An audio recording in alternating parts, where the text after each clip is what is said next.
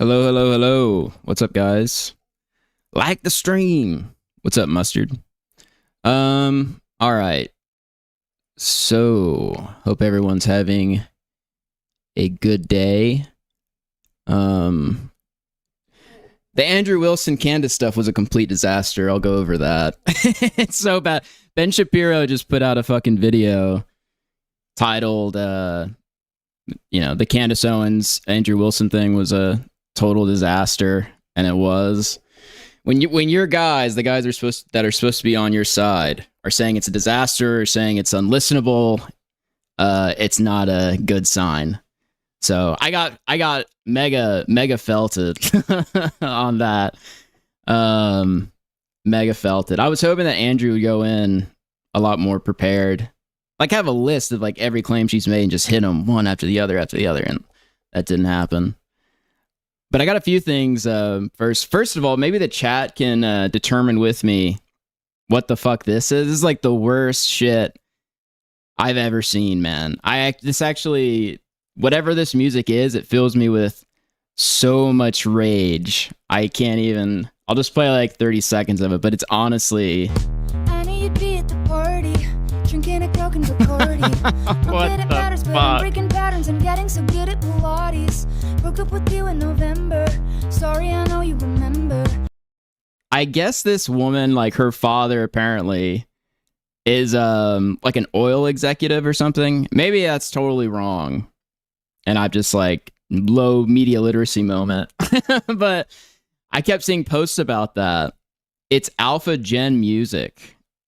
Well, dude, I don't know. It is like, honestly. Are you depressed or are you feeling better? Cause you're looking like it's the latter. I've been so careful with you, babe, but I'm out late. This is one of Queen's band. Sue me, I wanna be wanted. Sue me, I wanna be wanted. It just makes my skin crawl, honestly. It really is just like so bad. And this woman really can't even sing. That's the other thing. The Tiny Desk concert in 2026 is the Nepo Baby to Brooklyn fame pipeline. Yeah, that's what I keep seeing, like Nepo Baby. And it makes sense that this person is a Nepo Baby, because in their music, it's like you can tell there's no real like, it doesn't seem like this person has ever had to overcome fucking anything. It's like there's like no problems whatsoever, no conflict really. It is awful. Sue me, I wanna be, sue me, I wanna be, sue me, I wanna be wanted. Sue me, I wanna be wanted. Sue me, I wanna be wanted. Sue me, I wanna be wanted. Sue me, I wanna be, sue me, I wanna be, sue me. Not all music is bad these days. Some people can put out some good stuff, but I wanna be wanted.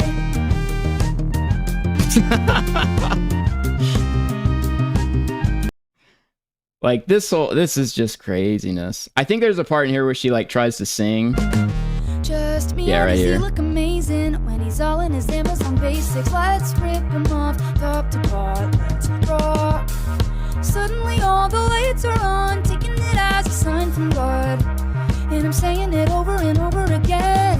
I've been so careful with you, babe. Your lines, babe. Voice crack. So I'm thinking that I'm gonna cross. Anyways, it's fucking terrible. I can't believe that people like actually like this. Some of the comments, people were like, she's too old for this. She does look like way too old for the type of music she's playing, that's for sure. Well, let me make that bigger. I don't even know how that got small, bro. But it's fucking terrible, man. I don't know. Tim Pool got owned on Jubilee pretty bad. He actually rage quit and just walked out of his own Jubilee thing, which is pretty crazy. My next surrounded claim. Now, Tim Pool, like, I saw some people defending Tim Pool. Like, Tim Pool is kind of a joke. Like, the whole Civil War thing and him trying to, like, kind of portray himself as the moderate. I mean, it is honestly, like, ridiculous. Claim is that the United States is tracking towards a civil war. There's 42 of your titles that have the word Civil War in it. Correct. With big fonts on the front. They sure do. So why is that? It's sensationalist. It's easy to get clicks on that. There's a reason why you say it, because it's very profitable for your business. Not necessarily. But We have 1,600 episodes of just IRL. There comes a point where people stop taking your predictions seriously. Are you going to make an If you argument, said- or are you mad at me? I'm not mad at you. Okay, then let's make an argument about whether or not we are tracking. No. If you're making The an point- argument, you no, don't Tim. like my thumbnails. Also, yeah, when is he going to take off the beanie? You know what I mean? How old is Tim Pool now? He's got to be like in his late 40s maybe now, maybe mid 40s. Or you don't. Maybe I'm way overestimating that, but I feel like that's got to be the case. You know how fucking annoying it would be to just wear a beanie all the time? Like your head would scratch. It would be total shit. Like something's got to give on that, man. Just shave the shit off. You try to say my name over and over I'm again. saying that you say bullshit in order to get money. But what Let me I ask really you- think let is me ask you a the question. predictions. Let me Hold ask on. you- let me ask you a Tim, question you can't I will answer. agree with you that there's increased polarization. Huh? I would attribute a All lot right, of that let to me- people being specifically online. Let me ask. There's I a don't lot disagree. less I interaction with completely people agree. that are in Sure. different camps. Let me. You defer. By the way, this guy has like one hand. I don't know who this guy is, but he only has one hand. Anyways, completely people agree. that are in Sure. different I camps. thought I was like tripping out when I first saw it. It's like, does that guy have I mean, one you hand? defer. Where you can say that Let me there's ask you a civil question. war every fucking year and it doesn't happen. Single-handedly. I never said there was. He single-handedly took down Tim Pool in this clip. Single-handedly. Happened yet. Let me ask you a Or question. if it does happen, you say, "See, I've had it all Let me along." ask you a question. You're the same L thing as like the hand. Christian Let me rapture ask you people a who say question. that the rapture's coming every fucking year, Are and you- when it doesn't happen, do it's you want a like, oh, it's not soapbox? happening. Do you want me to get you a I'm just saying, soapbox? it's really I can leave. easy. You want me to- you It's want me to really go? easy to You want me like to do leave? what you do. You want me to It's leave? really easy to do what you do. Like you literally just say, "The Civil War is happening next year. Civil War is happening next year. It's coming. Make sure you It's a handicap match. subscribe to Timcast. Continue to watch my videos, please. Follow us on YouTube." Anyways, doesn't seem that it went that good. I don't know. Maybe I could pull it up, but there's other stuff I want to get to. We can snark Donald Trump for a minute. So Donald Trump, South Korea has been bitching at Israel. Can you play the clip of Hassan Piker praising? Yeah, I've got it. I have that shit. I have all the Hassan Piker stuff. I have it all lined up. I'm going to get into it right after this. So South Korea has been like, bitching out at Israel. So of course, Donald Trump has to go up there and defend them. So he said, based on my very good relationship with Kim Jong-un of North Korea, I am not happy with the fact that the United States has, long ago, agreed to participate in joint military exercises with South Korea. These exercises are not only costly, with much of these costs paid for by the United States of America as usual, but send a signal that is totally inappropriate and hostile to a country that, as long as Donald J. Trump has been president, has been unthreatening and respectful. Therefore, and based on the fact that it is too late to cancel, I have instructed Secretary of War Pete Hegseth to substantially reduce the joint military exercises. While somewhat unrelated, I recently asked the president of South Korea if they would like to join us in the denuclearization of the Islamic Republic of Iran, and they said, no thanks. Thank you for your attention on this matter. So it's just very blackpilling. Like, it's just, you know what I mean? Countries like not happy with the war in Iran or, Israel, and then he makes a post like this pressing them. But it's just unfortunate that it has to be something with Iran or Israel for him to really go out there and do something like that. And it just comes off as schizophrenic too. Yeah. So anyways, I have the stuff about Hayden Panettiere, but if I have time later, I'll get into it. I want to get into the Andrew Wilson stuff. All right, so let's talk about Candace Owens and Andrew Wilson. So this debate, I was super hyped up about this debate. I was hoping this debate would be like a total, Andrew Wilson would go in there and he would hit Candace Owens on like every single point she's made on the entire Tyler Robinson conspiracy, and he would be super prepared. And that's just not what happened. And there were signs that the debate was not going well. For instance, his wife. So this was happening live during the debate. Rachel Wilson said, "Why is PBD asking Candace to reminisce about double dates? Why are we stopping the debate for story time?" So you have Andrew Wilson's wife live on Twitter while the debate was going on, bitching about the moderation, right? Which is never a good sign. And people have uploaded some clips of her. I just thought this one was crazy. I've never seen this before. And I will say this, Rachel Wilson throughout this entire Candace Owens, Andrew Wilson thing has really, first of all, she said that Candace Owens was going to like Me Too people, or that she was like a hashtag Me Too person. And then she later apologized for it.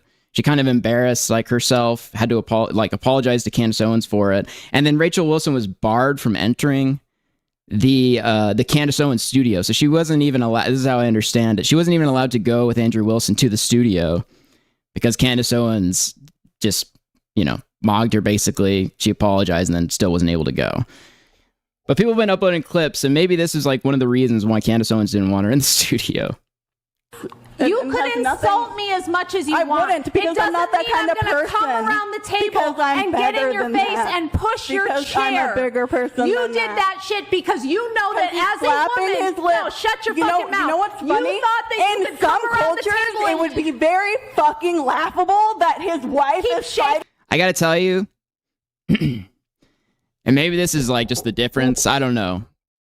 But if my significant other was like yelling at people like that, I would be like super bugging on, not liking that. I don't know. Bitch. Keep shaking, bitch. Keep shaking, bitch. Keep crying, bitch. Because you only thought you could come around this table. Yeah, is that the reason he's relaxing? Because he's the one that's not getting yelled at for once? Maybe. I'll say everything with the power and vigor in my voice because I have strength and I'm not going to. I don't know. You know what this look is? This is like my crazy wife is like yelling and like, going full Jerry Springer on this bitch. And it's not like it's like I'm not going to get in the middle or say anything.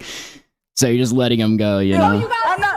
Yeah, I've got strength. Oh, you're getting up. Yeah, mental strength. Bish, what you got, bish? Right now. Mental strength. He said, did you see that? He pulls her down. So I think my read is correct. He's like, okay, my wife is doing some crazy shit.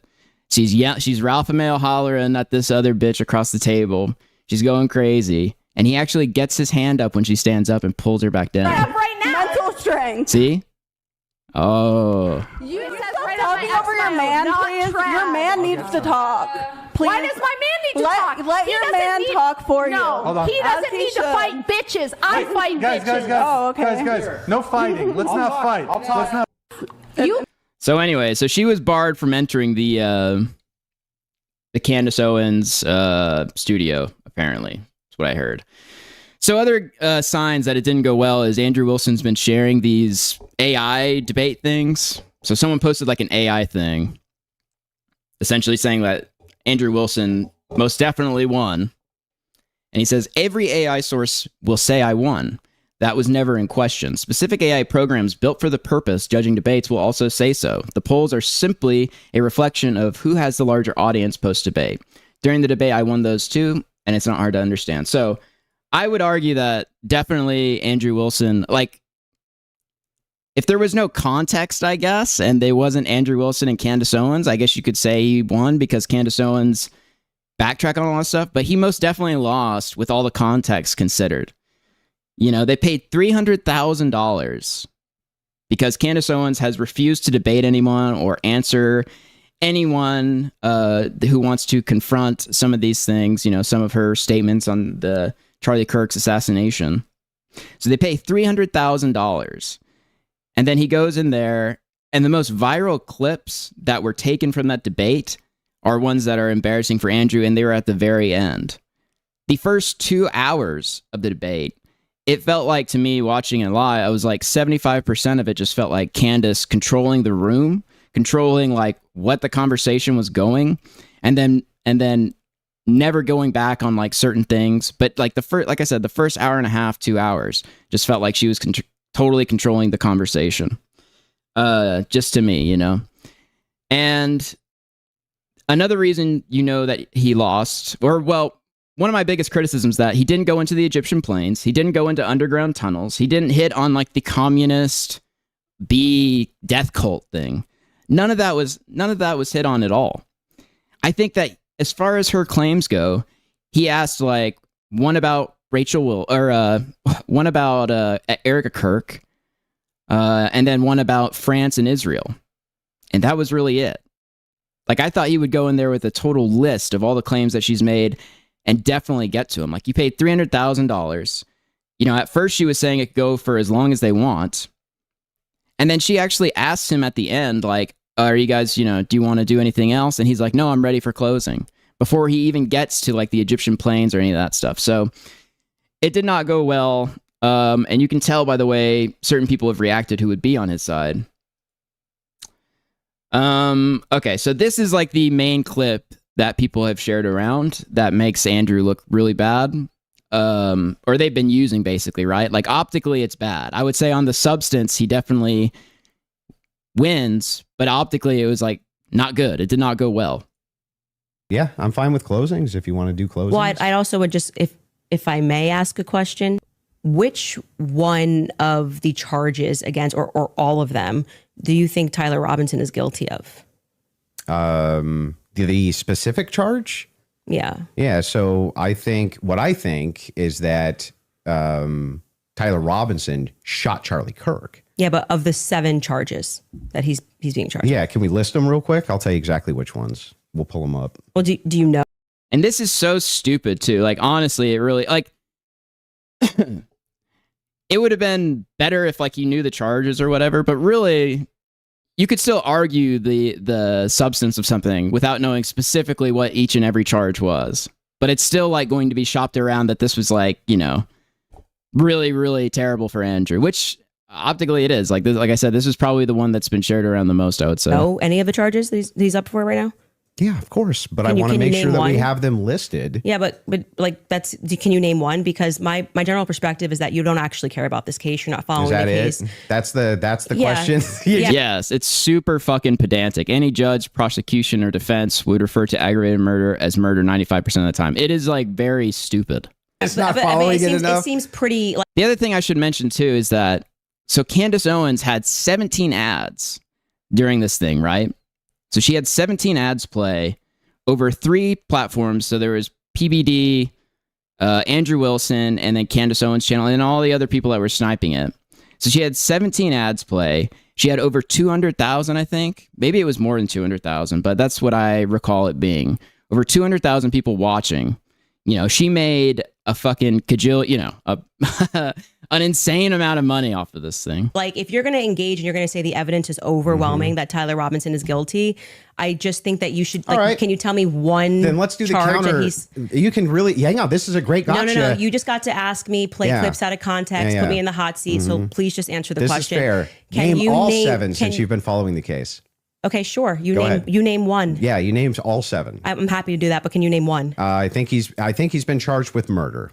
That's actually incorrect. Okay, great. Now name all 7. He doesn't even. This is like name all 7. And I see. And this is the other thing is he challenges her. There's like 2 really bad things that happen here. First of all, he challenges her on naming the 7 charges because he doesn't think that she'll be able to, right? And then again, he challenges her after this. And it just looks really bad to like look at her phone, to go through her phone because he's like, oh no, you're getting texts. Can you name all 7? I can. Then do it.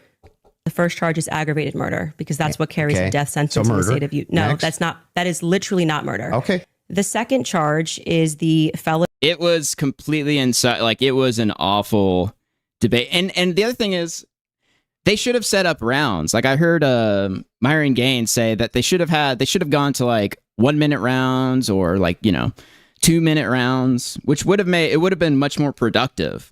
And if you're Andrew Wilson, that's probably what you want because Candace Owens was able to just fucking weave in and out of shit. And then she would get pressed on something. She would divert or deflect. And then they just wouldn't go back to it. Like this happened quite a bit. Like there wasn't anything like super nailed down on. So yeah, I think that they could have set it up differently as well. Felony discharge of a weapon. The next 2 charges are for obstruction of justice. Okay. The next 2 charges are for witness tampering. And what's the specific charges though? That is them. Obstruction of justice, of justice, witness tampering. Okay. And there's no other specifics to them. Well, I can tell you why he's being charged. No. Just the charges and then 7. Yeah. See, the bad thing is when you try to be an a-hole and it doesn't work. Dude, the other thing, just like it's coming back to me. The clips that they had were fucking awful, dude. They were awful. Like they got them, they were like 15 seconds. Like get it to like 30, 45, maybe over a minute for like the statement. But it would be like in between the statement. And it's not because what she said has any value or merit, but it just like did not look good. And then it would take them like 5 minutes to pull up a fucking clip. So everyone's just sitting in silence waiting for the clip. It's just crazy, man. It just didn't feel like I figured they would be way better prepared and have like, like I said, like a list of every claim she's made that she's gone back on or that's been totally felonious, It's the 7th. The last charge is violence in front of a minor. Okay, got it. I think your team would like to pull up the 7 charges that he just asked you about. If you guys want to pull that up, just to confirm. Aggravated murder, felony discharge of a firearm, obstruction of justice, which is counts 3 and 4, 5 and 6, tampering with a witness, and count 7, violent I said offense in the presence of a in front minor. of a child. I did notice something. I just was curious about. If I'm just wondering, when you pulled out your phone just before you asked that question, did somebody? Dude, it's just it's like everyone's going to play this clip. He thought for sure that she was getting text messages or something. It just makes him look really, really dumb. It's like, fuck. Curious about. If I'm just wondering, when you pulled out your phone just before you asked that question, did somebody by chance text you that question? You can check my phone. I'm just curious. No, you can absolutely not. I have not had one communication with a single person, not even my producers who are in there this whole time we were here. You want to check my phone? I'm happy to take it. Let's see See it. if anyone was texted at all during this debate. You give me permission. You so I'm have looking full up, I'm not gonna permission to give go through names. my phone. I don't need to So cheat. the last one has nothing to do with it. It's just a And then she gives over the phone, and of course, no one sent Compliment. anything. Mm-hmm. I haven't even read my text messages. That's And a this is to compliment. end the debate. This was right before closing statements. So, Reading them. not good. You're okay. You're Thank you for the 10. Oh, I got blocked by Tectone a week ago because of the Asmongold thing. I feel like dancing. Rip. Because of the Asmongold thing? Which one? Because Asmon banned him from his YouTube or whatever? give me permission. Yes. I'm just going to read 3 of them Yes. to 1132 because after that, I don't need to read it. Any other text? Could have been Telegram. Could have been something. All like I that. have is Signal. You can check that too. I only have Signal. I don't need to I deeply. Yeah, I agree with this, Mustard. If your gotcha falls flat, it really, really hurts you. That's why arguing substance is much better than searching for clip dunks. That's the other thing too, is like they could have had a compilation of clips or whatever that were like a backup plan. Like if she denies something, or like you get all her the Egyptian plane. Like, dude, I don't know how you don't get to the Egyptian planes and all that crazy shit that they were saying about that, or the underground tunnels, or anything that they've had to backtrack on. Even the video of Tyler Robinson on the roof, they originally said didn't exist. They were like, oh, this doesn't exist. And then when it did exist, they said that reaffirms their position that, oh, it was a conspiracy, even though originally they all said that video doesn't exist. So you could have all of these things lined up. You could have a list of them that you press her on. Now, if she denies something, then you go to the clip. But they were just bringing up random clips to like introduce something without her even really denying it, if I remember right. I mean, that's how it kind of felt. And it's just crazy to me because there were so many claims to go through. Really care about this case. I don't need to pretend I get to it. know If you stuff deeply that I care don't about know. the case, Yeah. This is the other thing I was actually thinking. Milk Bar TV would have been a better choice for this debate. So I don't know if he would have been a better choice, but it's like Milk Bar TV. If you talk to Milk Bar TV, if you're like Andrew Wilson or something, like he would know every single claim. You know, that guy's like a hyper A-log of like Andrew Tate and Candace Owens. He would know all the claims, all the little things that you could use. And it was, like I said, it was just shocking to me that so much was left out. Just, I have my other question is about the steakhouse receipt. So in that context, if you're paying $300K, this is like the big confrontation, and you don't go in there and expose her and win dominantly, then it is not a W. You know what I mean? Not a W at all. Because Candace supporters and all her people are going to feel encouraged. In fact, other people like Alex Jones went on, and I don't know what he's been on. I think he was been kind of back and forth on it, but he's like, she totally destroyed him and all this stuff. And there's been several people like that. So it's not been good. So let's see. This was another interesting clip that I saw. And it's just, like I said, it just doesn't look great. So Andrew Wilson starts the debate and he's got this text message. He's got a text message from Charlie Kirk's phone that I'm guessing that they're going to put out sometime on his stream later. But people immediately started spamming this comparison out because it totally contradicts what Erica Kirk said when this stuff happened. Charlie responded with this. Okay, great. Remind them that they are there for one person's security only.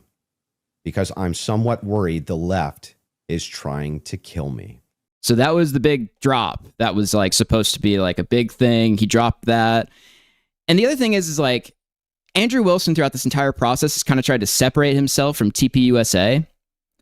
And then the first thing during the debate is a text message from Charlie Kirk's phone that he's only going to get from TPUSA or Erica Kirk or something, I would assume.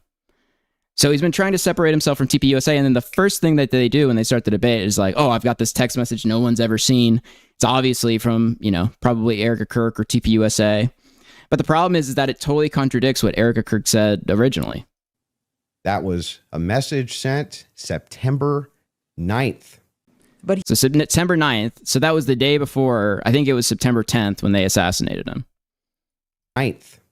But he was not messaging people the day before saying, I'm going to be murdered. They're coming after me. Someone's going to kill me. He didn't say that. And I have his cell phone. I don't know. Maybe to give her the benefit of the doubt, maybe she was thinking like, oh, people on the right that are doing these public talks, they always talk about the left going and killing them or whatever else. But it just, like I said, it doesn't look great. Okay. So Hassan Piker has made a statement. Hassan Piker has come out in defense of Candace, and I think what he says here politically makes a lot of sense for them, and it has been just a complete disaster, really. I can't speak out against this queen because this is a queen that successfully and single-handedly undermined the Republican initiative to martyrize Charlie Kirk and use that example to crack down on political dissent. She dropped So I would say that there is like definitely credence to this as far as after Charlie Kirk's assassination, they were making like databases for doxes. People were rallying around it. You had Fuentes and all the other people rallying around this thing at first. And to take out people that were laughing about Charlie Kirk or felt like they weren't being respectful, doing all kinds of shit. They were going to crack down on all this stuff. And then Candace Owens, I mean, really, I don't think it's really just Candace Owens. I mean, I think that whole initiative and that cohesion fell apart because people are just deeply unhappy within that base. That's why you've seen it completely implode over the last, I don't know, year and a half. Hassan is so malicious, it's crazy. Yeah. I mean, as far as doing it politically, yes, like he'll just go up there and support someone just because it like hurts them or whatever, but that's also politics. Right wingers became pro doxing and contacting employees. Yes, I would say that's true. I mean, the whole thing was like, I did not like it at all. I mean, immediately people were calling people's works and, like I said, making a database to dox them to then call their work. And some of the people were doing like awful things, but also, if we have free speech, they have a right to do that.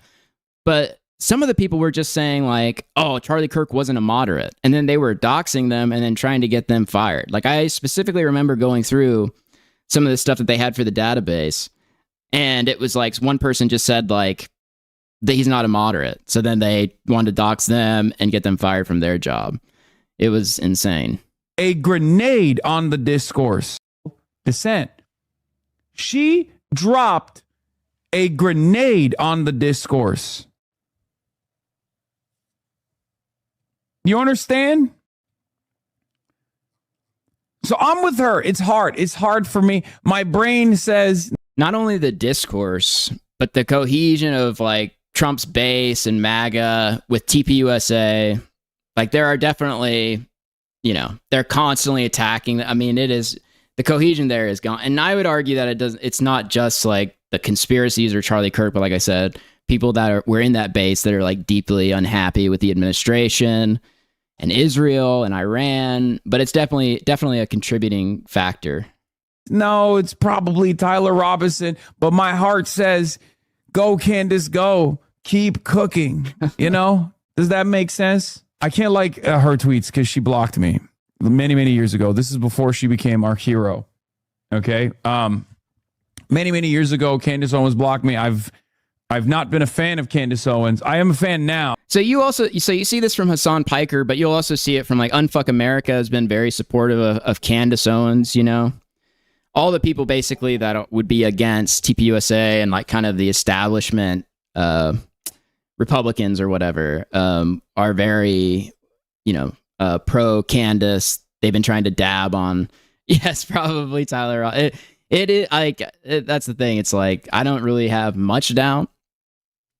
I think Wilson said it best, like 75, 85%.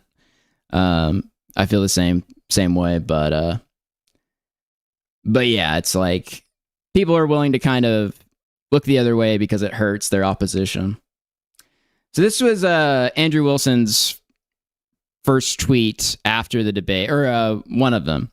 So he said, nap was nice, self-evaluation 7 out of 10.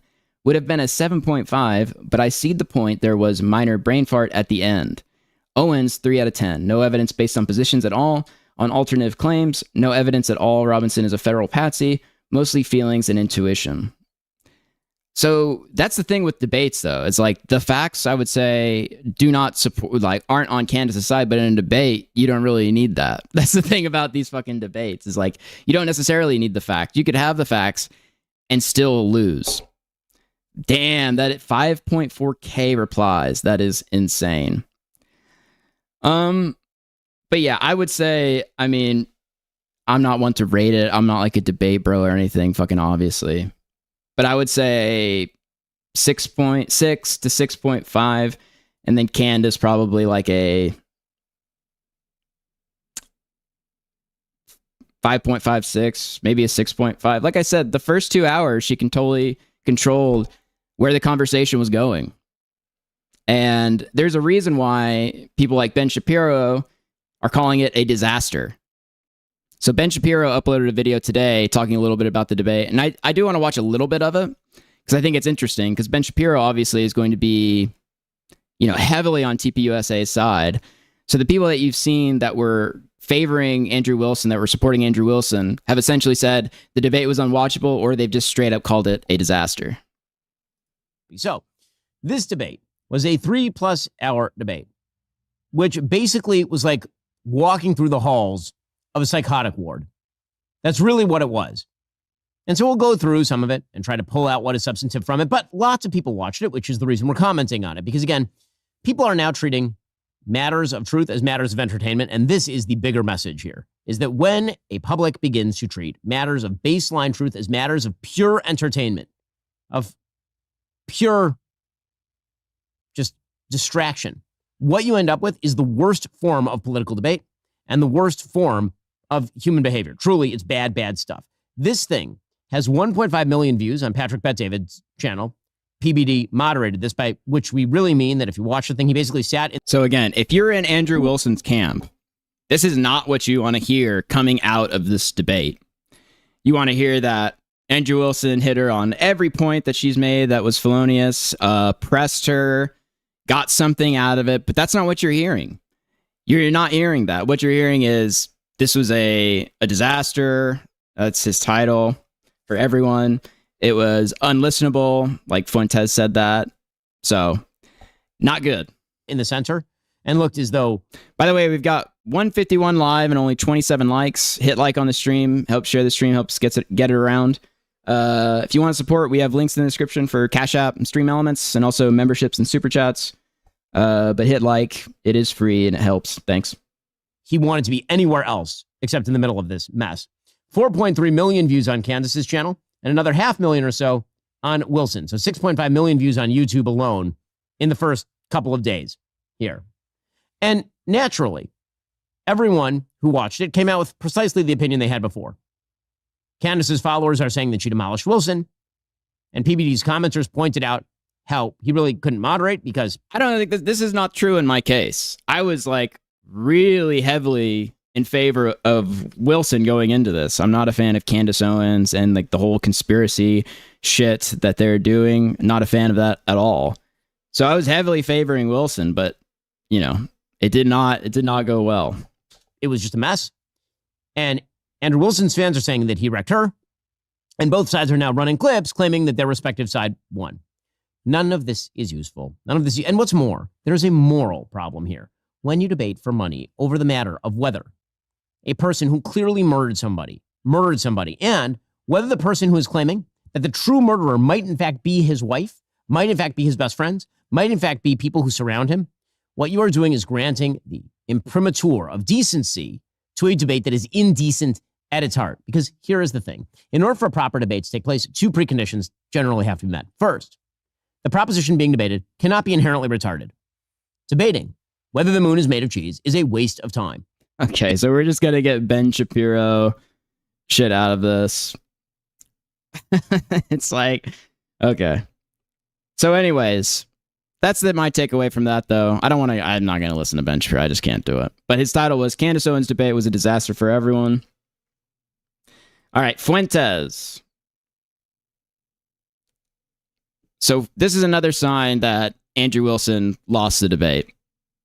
So this was Nick Fuentes' statement following the debate. He says that debate was basically unwatchable. So again, it's like if you're pulling for a guy to expose and destroy Candace Owens, that's not what you want to hear. But what is truly shocking is how Charlie Kirk has become a background character in the endless soap opera about his own murder. The story now revolves around the raging narcissist Candace Owens and the mass psychosis she has induced. That is true, too. Charlie Kirk is kind of a background character, the Catboy take. But it's correct. He is kind of a background character. And the thing is, I went through some of the channels to see what the post-debate was like for the people that are on Candace's side. It is like this kind of true crime community. Like, they all are kind of like true crime people, which is kind of interesting, you know? So Candace responds with, in other words, you publicly said you were backing Andrew Wilson and are now coping with the fact that he lost badly. He responds by saying, I said it's, quote, for certainly a win that you pocketed another $300,000 plus AdSense money. You know, that AdSense money that she got too is like insane with the ad money. The amount of money she got was crazy. Before Tyler Robinson is, for certainly, going to be found guilty and hopefully executed. A fitting end to the most successful political grift of all time besides Trump. And then Candace said, just admit you picked the wrong horse. Don't spike your ball and go home, Nick. He said, what exactly is the argument that you thought you won? I think the first hour was debating the definition of the word inference and overwhelming. So this is like the thing I was talking about, though, is that she controlled the entire first half of that debate, talking about nonsense, just deflecting and totally controlling the room and the conversation for like 2 fucking hours, dude. It was ridiculous. Complete waste of time, but of course, because you are the center of attention and made money, that's the win condition for you. Yes. Anything less than Andrew Wilson going in there and exposing and totally destroying Candace Owens for this debate was an L. Like, he had to go in there prepared to dismantle Candace Owens. You're paying $300K, you know, the TPUSA side, that whole camp is obviously backing you. Well, Fuentes and all these people are backing you. You're paying $300,000. The win conditions were to go through all her claims, press her hard, actually press her, which again didn't happen. Like, there wasn't enough aggressive pressing on the claims that she's made either. And I've seen Wilson be really aggressive with people, and that just did not happen. All right, let me see. Let me see what else I have here. Is that all I want to say for the Candace Owens stuff? I'll just finish with this, because there was one more thing Fuentes said that I think is interesting. The Trump government could have used Charlie Kirk's assassination to annihilate Antifa, the far left, and kneecap the DSA. So they're talking about, this is what Hassan Piker was referring to when Hassan was saying after this, like, they could have used Charlie Kirk's death to kind of rally behind that. And because of Candace Owens, she's kind of disrupted that. I think it's kind of bigger than that. I think the base is, like I said, deeply unhappy, and that's why it's kind of imploded. Though Candace Owens, you know, doesn't help that at all. Now, the same leftist garbage that openly celebrated his horrific murder will be the sole beneficiaries since Kirk was eliminated and the right devoured itself. So it's tough. It is tough, ladies and gentlemen. So I guess final words on that is, like I said, I would say Andrew Wilson lost. Now, if there was no context to this debate and the 300,000 and all the shit behind TPUSA and everything on the line, I would say that he probably won. Like, I don't think that the facts were on Candace Owens' side, but that's not what debates are about. Typically, you can not have the facts and still win a fucking debate. And also, there's context here. There's TPUSA. There's 300 grand. There's finally confronting this person that has been kind of a thorn in the side of TPUSA and Erica Kirk, and it just didn't bring it home. So that's it. That's all on Andrew Wilson and Candace Owens. All right, let's get to Stale 2000. So Stale 2000, if you remember, is kind of he has the Reddit phenotype. He went viral earlier this year talking about how Reddit moderators should be viewed as celebrities.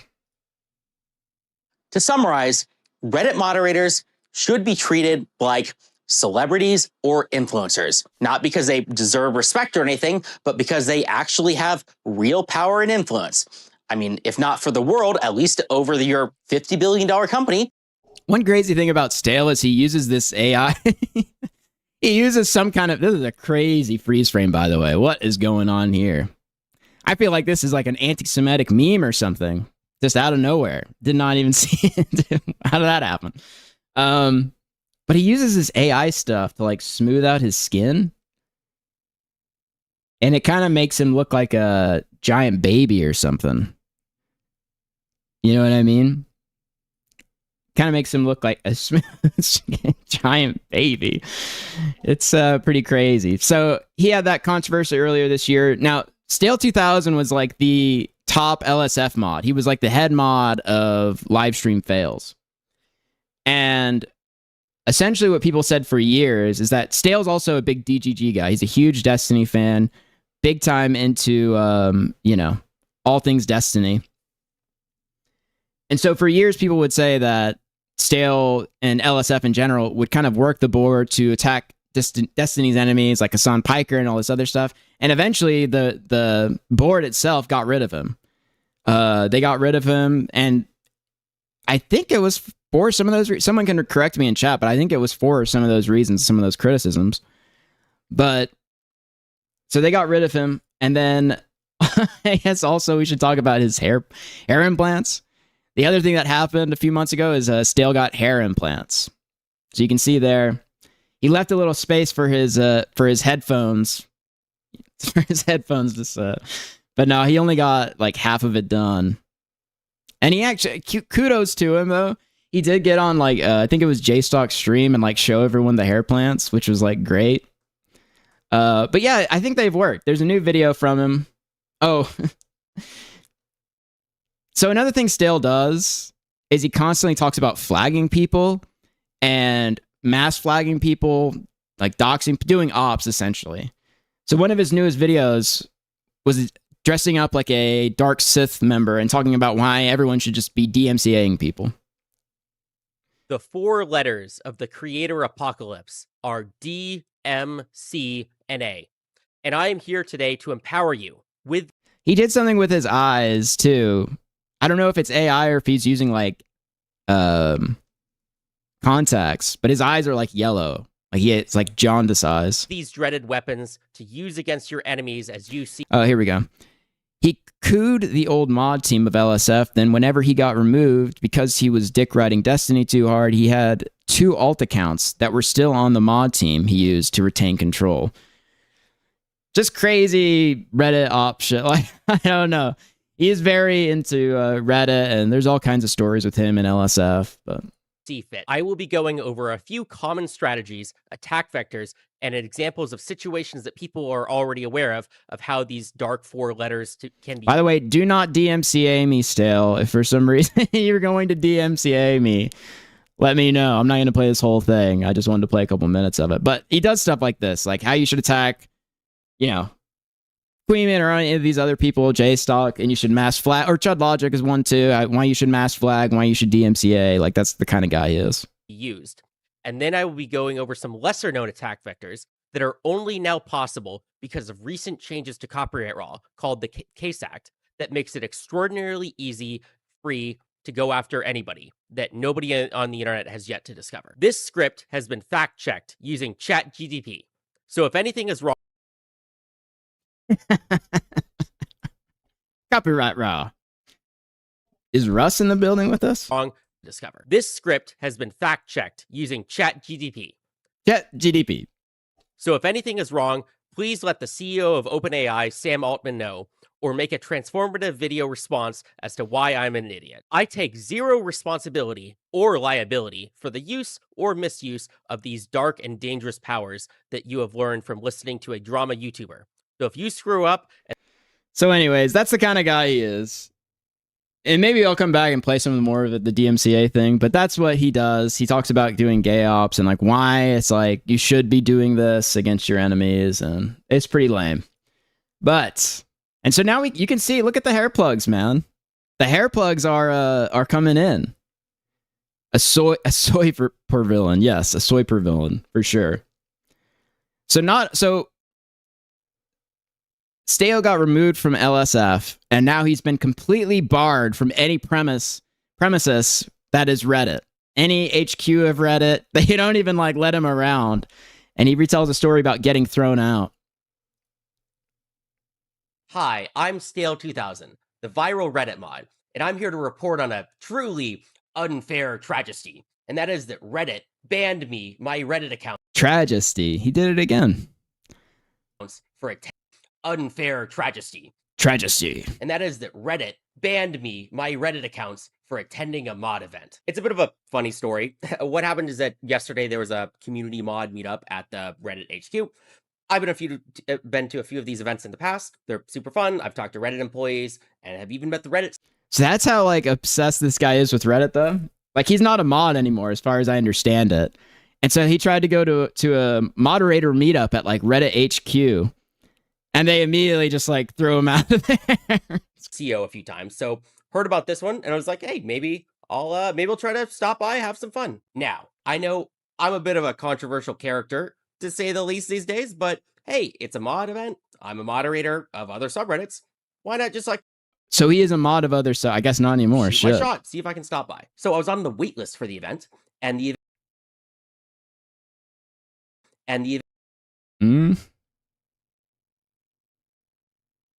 Hi, I'm Stale2000. To say the least, see if I can stop by. So I was on the wait list for the event, and the event even allowed +1s. So, I got on the event wait list, and I found somebody else who's going to the event over the internet, and then just showed up as myself. Oh my God, Twitter. With a hat, mostly so like a bunch of other mods don't like swarm me or... Okay, so this was like my main takeaway, or one of the takeaways from this that I thought was funny. He says that he went in with like a hat. Now, in my headcanon, I like to imagine that he wore the hat, basically because they don't want him there. So he's like trying to hide his identity using this hat. He says it's because he thought that the other Reddit mods would swarm him. But I am like convinced like maybe there's something else going on here. Because how do you like try to disguise yourself and then just get totally thrown out of the event? I mean, it's crazy. Bother me. So I went to the sign-in, said I was a +1 of this other guy, and then with a hat, mostly so like a bunch of other mods don't like swarm me or bother me. So I went to the sign-in, said I was a +1 of this other guy, and then gave their username.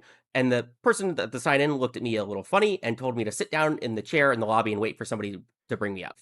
Just how... So they like have an idea of who this guy is, what he looks like. They're like, be on the lookout for this Stale guy and throw him the fuck out if you see him. Minutes later, a security guard walked up to me and asked me very nicely to step outside, which I politely did. And then he said to me that I am not authorized to be at the event and asked me to... I do wonder if he's made like videos saying that he wants to do all kinds of stuff to Reddit. I think one of them was like protest or something. Do something to like go against him after he got removed as moderator or some shit like that. So I do wonder if he had some kind of plan going there, if he was going to film or do some kind of content thing. I don't know, but it is kind of shocking to me that like all the Reddit people know who this guy is, and now he's like completely barred from even their HQ or being on the premises at all. to leave, else they would have to call the police. I just said, okay, and then They said, get the fuck out of here or we're calling the cops. briskly walked away and went to a different tech event that I was actually planning on going to later. We have the Bohemian Grove, but for Reddit mods and the Big 26. I mean, it's just like wearing a disguise to get into a meetup for Reddit mods. First of all, I didn't even know that Reddit mods had have meetups. How weird is that, first of all? That is like depraved. Why would you want to meet up with other Reddit mods? Like, I honestly, so people have always had memes and like all these like stereotypes about Reddit mods. It wasn't until like I discovered Stale that I realized like, oh, they're actually true. These are actually like, who cares if you're a mod? Like, so how do you care so much that you're a mod that you're meeting up with other mods in a public place to like converse with other mods? Just bizarre stuff. To call the police. I just said, okay, and then briskly walked away and went to a different tech event that I was actually planning on going to later. I then wake up this morning to see that all of my accounts have been permanently banned for a moderator code of conduct. Oh. He said all of my accounts. Interesting. Okay, so there is an addendum to this story where other mods that were like alts and stuff were banned, and I'll get to it. So it is interesting. Just take note that he said accounts, plural, instead of just one account. I actually didn't notice that until now. Accounts have been permanently banned for and then briskly walked away and went to a different tech event that I was actually. Thank you for the 5. Which meetup is more stinky, the Reddit mods or the furries? I would go with furries probably. Though Reddit mods are probably high up there. Furries are like, you have like weirdo diaper furs and shit. People wearing fucking diapers, so I go with furries, I guess. And then briskly walked away and Thank went you to for a the 5 different tech event that I was actually planning on going to later. I then wake up this morning to see that all of my accounts have been permanently banned for a moderator code of conduct violation. A bit annoying, but whatever. Now, I know what you might be thinking. Brian, you had all these internet controversies surrounding you. Why would you show up at their headquarters for an event? Wouldn't you expect that something like this might happen? And the answer is, I mean, I live near the headquarters, and although I didn't really think it was super likely that I would be able to go to the event or talk to people for very long, at no point have I previously been told, you're not allowed to talk to Reddit employees or go to an event. And, I was on the wait list, and they were allowing +1s, which could be anybody.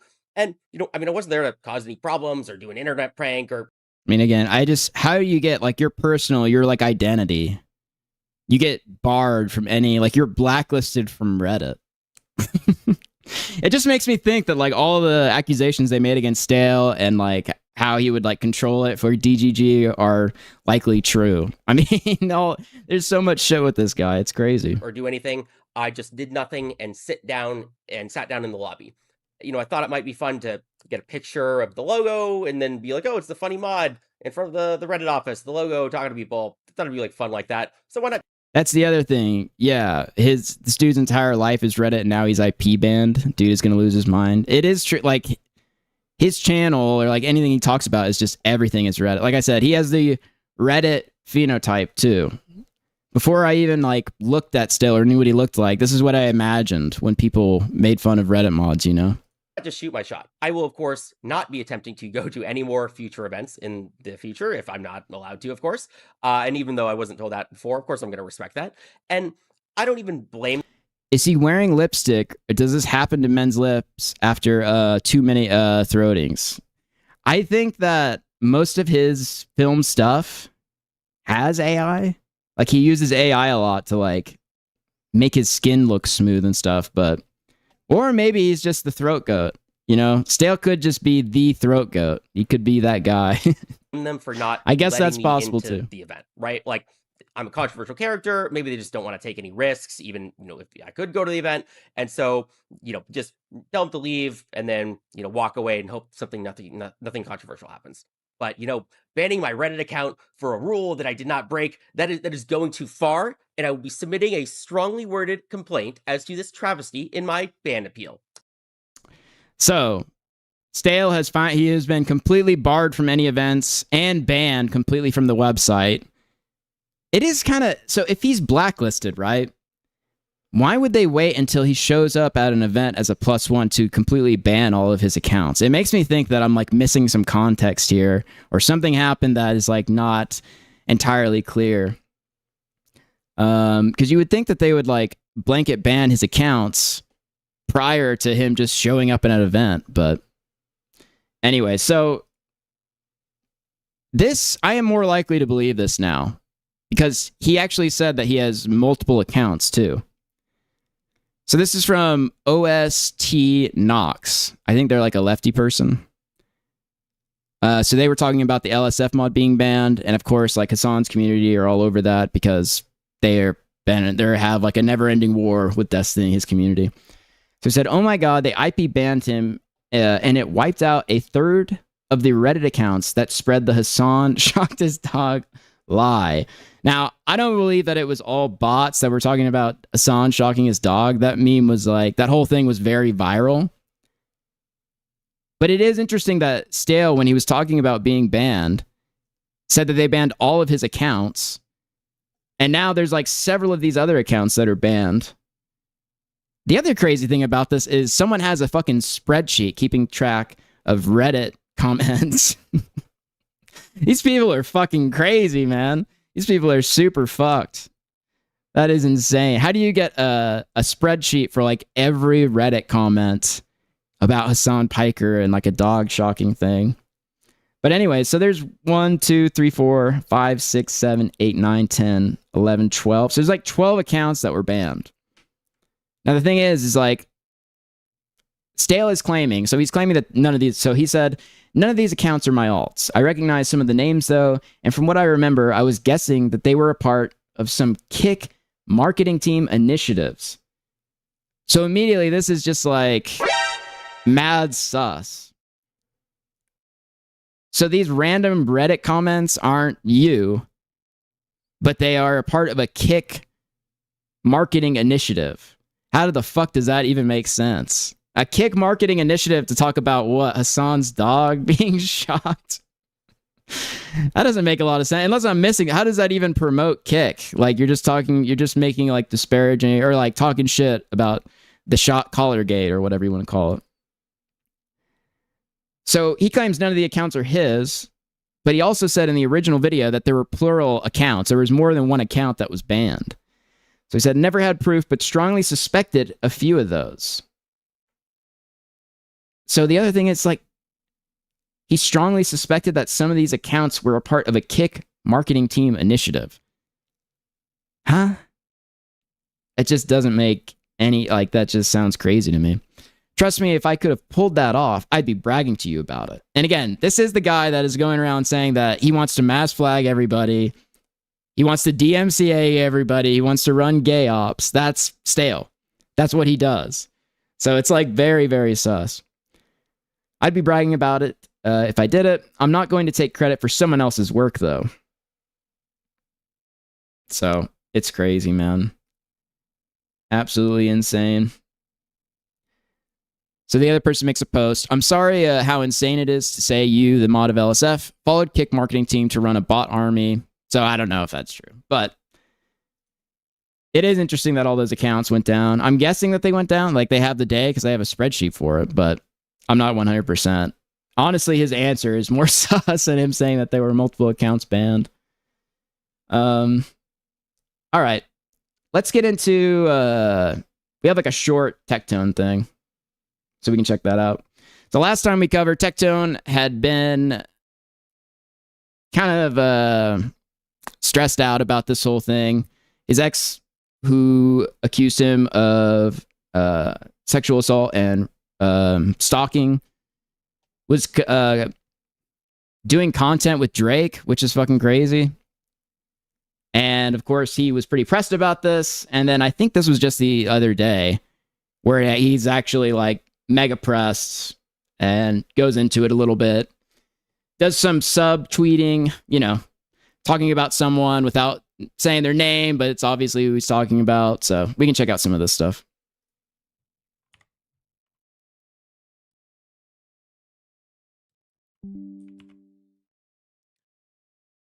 So there was a clip that was circulating around Twitter. I think it was yesterday. My mods pointed it out to me. They wanted me to give my response.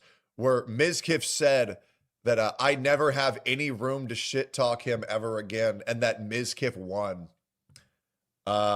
Okay. Well, Miz, I'm going to be completely honest with you, man. We went through the same thing, but I went through much worse than what you went through, and mine was proven false. And here are our lives right now, man. Now, I'm not going to lie. I don't know. So he has been doing this thing. So one of the responses to the Drake Pink stuff was him posting his wedding pictures. He would so the day after it or whatever, he'd been like, oh, it'd been a week. And then his kind of thing, because he's always paying attention to this stuff. And this is kind of proof of it, because he's about to go into Pink and things like that too. It's he's like, oh, I'm married, he's using his marriage to kind of counter it. And it's very funny. Oh, which person here seems like they're winning? But it's probably not the guy who has to go live at 2 a.m. every day in pitch black, wearing no clothes, taking gambling sponsorships because they can't succeed anyway else, which, by the way, RainBet sponsor me. But I'm noticing a very big difference in life here on two individuals who were at a point on the same path. So, Miz, I don't really know how you're... Sophia never getting... It is kind of grim, right? That is kind of a grim marriage, to marry the guy that is unable to, consummate, or has gone at length of why he can't. Winning... Tough. Or how I lost, but I would love to hear your response. I would love to hear your response. But you let me know. I hope you're having a great time. I hope you're having a lot of fun. He said, Tectone will never be able to shit talk me again. Yeah, I don't know about that, bro. So I'm guessing that Mizkif also was referencing the Drake stuff, because people were pressing him over, Pink collabing with Drake and all this shit. The only reason why I don't really feel like shit talking to you is because I just kind of don't think about you. But hey, for all my mods who wanted me to talk about that, there you go. Yeah, kind of a big difference in life. No need to reply to that schizo. I mean, I don't know. I thought it was kind of funny. Anyways, let's keep going here. All right. So let me get to, all of a sudden he's just doing his stream and stuff. He talks about Mizkif, and I think it's in relation to the Drake stuff, and then just goes off on a rant about Pink and, rape and everything else. It's pretty crazy. Let's be honest. 0.4% of abortions are actually because of rape. Okay? And I would argue maybe 0.1% of actual rape claims on people's exes are actually because they were raped. I'm sorry. If you're waiting 2 years, dude, I'll be real. The 2 years, that was a line that he would use for Pink, right? So that's a direct reference to her his case and everything else, the 2 years part. And he catches himself. He's like, oh, fuck. I can't talk about this shit. Here I am, a woman. I just got violently raped by my fucking boyfriend or my husband at the time. I'm bleeding everywhere, right? My legs are broken. Oh, I'm just going to go for a quick snuggle. I won't call the cops just yet. I'll just snuggle him for a little bit, and maybe... So he's so pressed. This is definitely a result of all the Drake stuff. I mean, it's crazy. I haven't seen him just go off about any of this shit for a minute. Maybe I'll call in a couple of months. That just doesn't happen. Oh yeah, I got violently raped, and then I stayed with him for 2 years.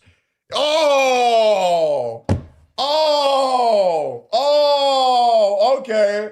Because you didn't know. You were like, oh, I just got violently raped. Let me stay with him for another year. Massively pressed, yeah. We played Fortnite every day for a year. Maybe some teamfight tactics. But, Yo, tomato time? It's been 3 years. Dropping in tomato What time? are we talking about?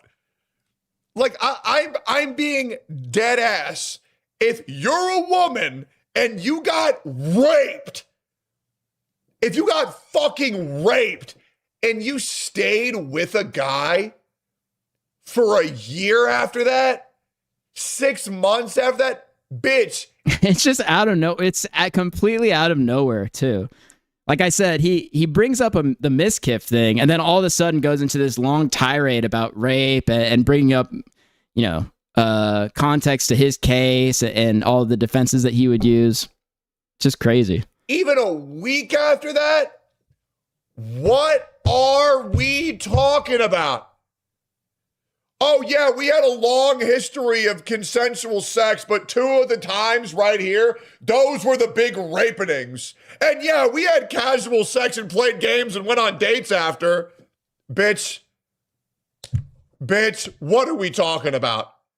There has not been a single real rape in history where the person stayed with them for 2 years, went to the movie theater, went to Six Flags, went to the water park. Oh, yeah. Oh, well, I was just confused. I didn't know I was raped at the time. Like, bitch, are you retarded? Oh, shit. I didn't know I was raped yet. What the fuck? How?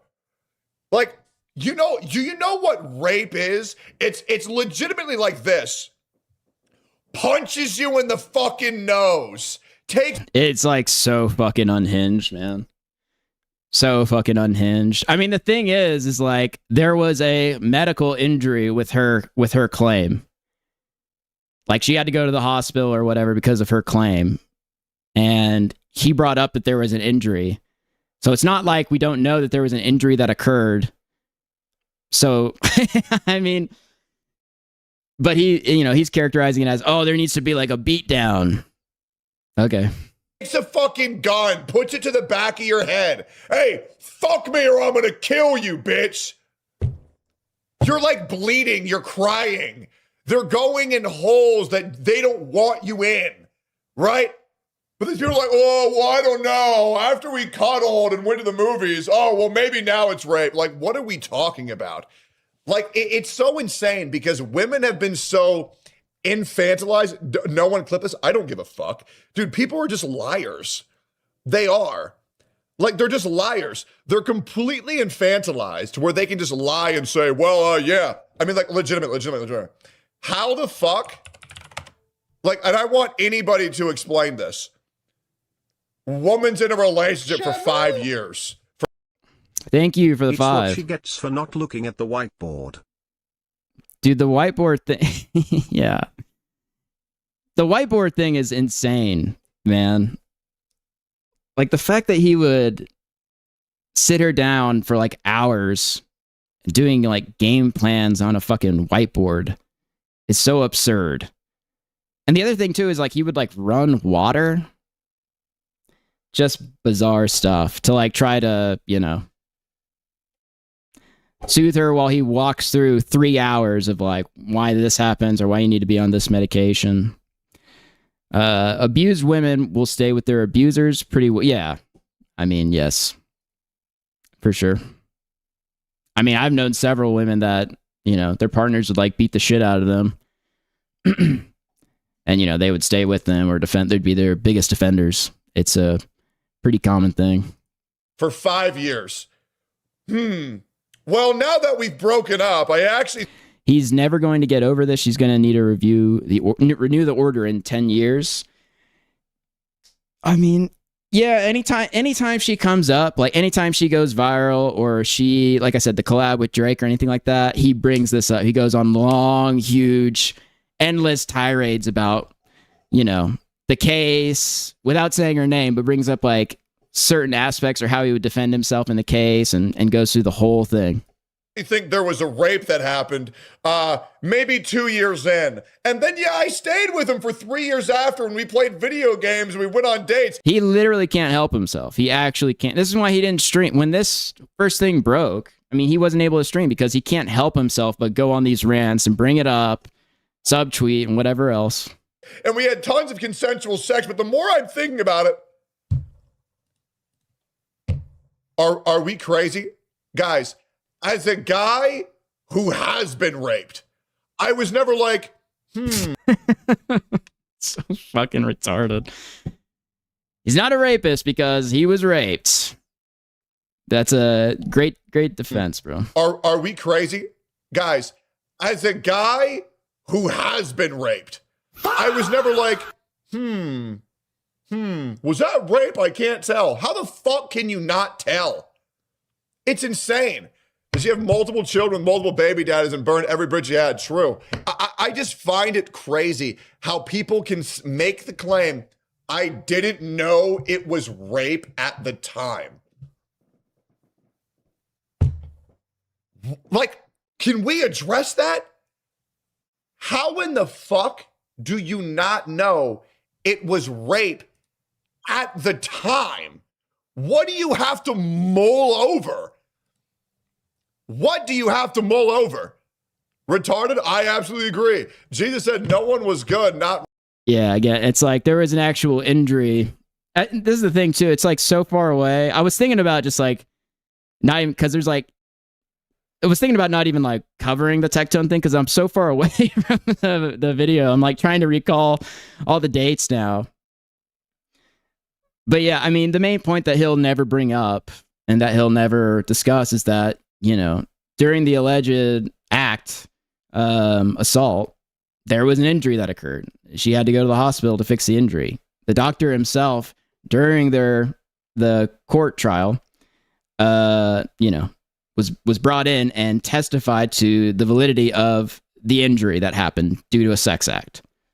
So, one, sleep, go argue with God. Bro, sometimes you chatters say things I have no idea what the fuck you're talking about. There's a lot more people that realize particular circumstance you were in was bullshit. Found that out on YouTube Shorts. Oh, yeah, for sure. But, like, legit. I don't know if he'll get held in... It's, like, weird. I don't know if he'll get held in... I mean, maybe. I don't even know. I personally don't even know if they want to... I mean, I'm assuming that they want to pursue or whatever, but I have no idea. I have no insight into that. Tectone continued to associate with his sister years after. Does that delegitimize his essay? That's a good point. Like, these women, that's why the most dangerous people are retarded ones. No, like, for real, like, I really want you to think. Yeah, it's just another reason why, never forget this guy was bragging about all the evidence he had, but in the hearing presented nothing. Exactly. There was nothing presented at all in his hearing. The one text message he did have, they ended up talking about how Tectone was standing in the room and telling her to text him that, and then his lawyers and his side didn't counter it whatsoever, didn't question it whatsoever, did not do anything once that was brought up, which makes him look really bad. Like, why wouldn't you question that? So the one thing that he had was totally blown out in court, and then there was nothing else. There was nothing else presented. Of sexual assault and rape, and you tell me a single scenario that makes sense where someone gets raped and they don't realize it.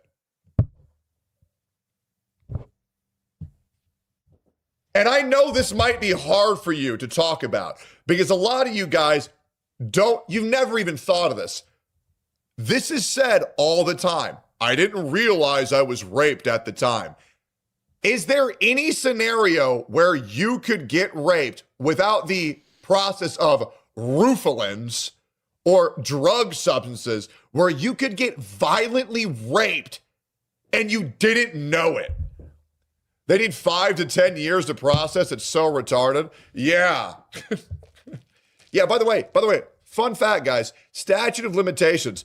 Every single time you have sex, women have 10 years. I think Pink's lawyers will continue to record evidence. If it hits a threshold, they'll pursue it, or in 10 years, this is evidence that the order needs to stay or he'll go further. Yeah, maybe. Like I said, I have no insight into it, so no clue. I mean, it is crazy, though, that you'd be, even to bring up like certain aspects of the case, like, and the defenses you made after all this stuff is pretty wild. To decide whether it was rape or not. And this is all off the bat. Like I said, this is all off the back of just like her doing a collaboration with Drake. Like this whole thing and like this whole rant and crash out. It's just from her collabing with Drake and then, you know, being in algorithms and whatnot. without alcohol or drugs, no alcohol or drugs, no alcohol or drugs, you're both stone cold sober. Tell me a scenario where you can get violently raped and you just don't realize it.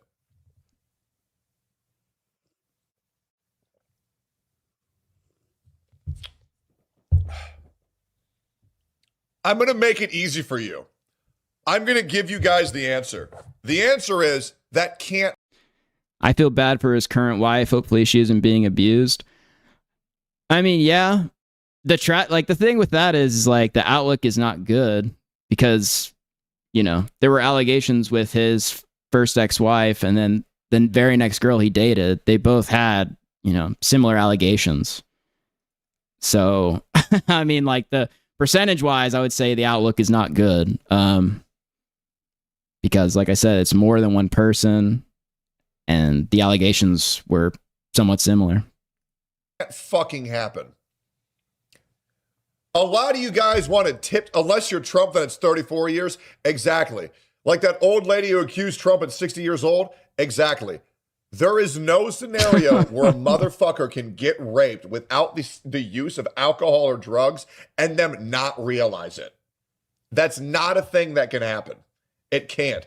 Gold standard up in Canada can't think about talking to a woman without that fear chewing my brain. Exactly. Yeah, it can't really happen. I know. That's why people say, oh, well, it happened 6 years ago. And I just, oh, man. Trump banged a 6. Yeah, I don't know what the fuck he's talking about with that. I don't remember. Now that I think about it. It's like, I think he's banging okay, Loomer. really? I'm pretty sure that's what insane. Trump's been up to. It's all for political reasons. I absolutely fucking agree. I 100% agree. And by the way, y'all went quiet as fuck during that entire conversation. This is crazy, too. He's like mad at his chat that his chat isn't defending him enough, I guess. I absolutely fucking agree.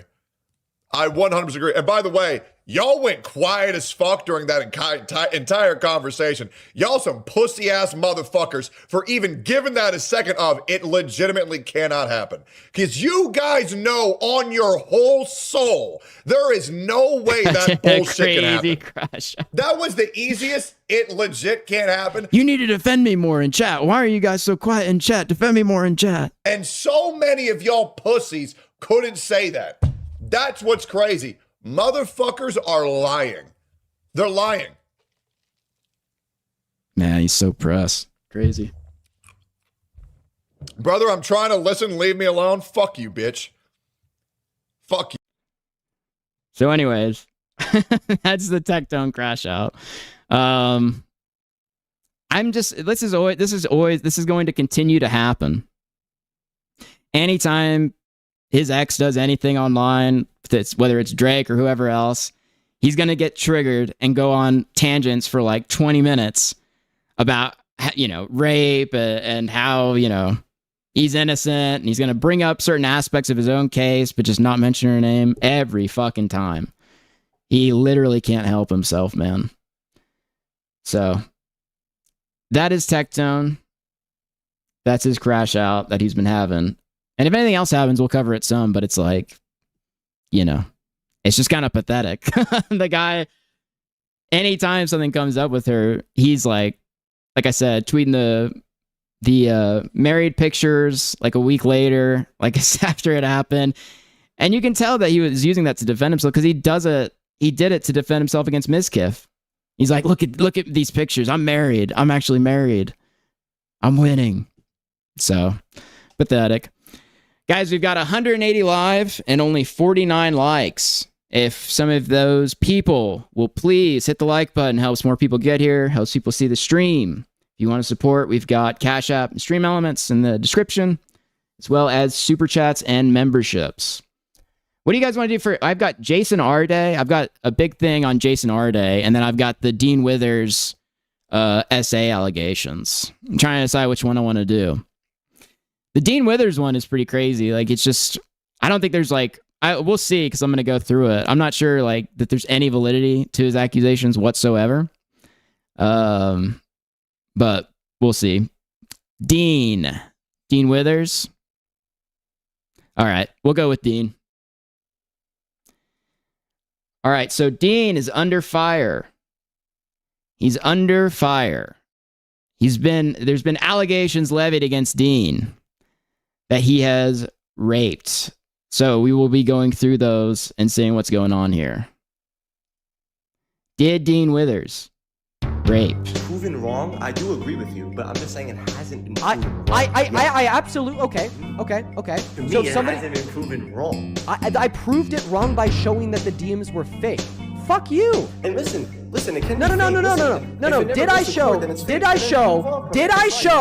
Shut up. Did I show that the DMs were fake? Give me a little anxiety, Pen, all right? Answer the question. Yes, I am. I am getting loud. I am getting upset. You are accusing a victim of domestic violence of raping somebody after I've proven that they're completely fake.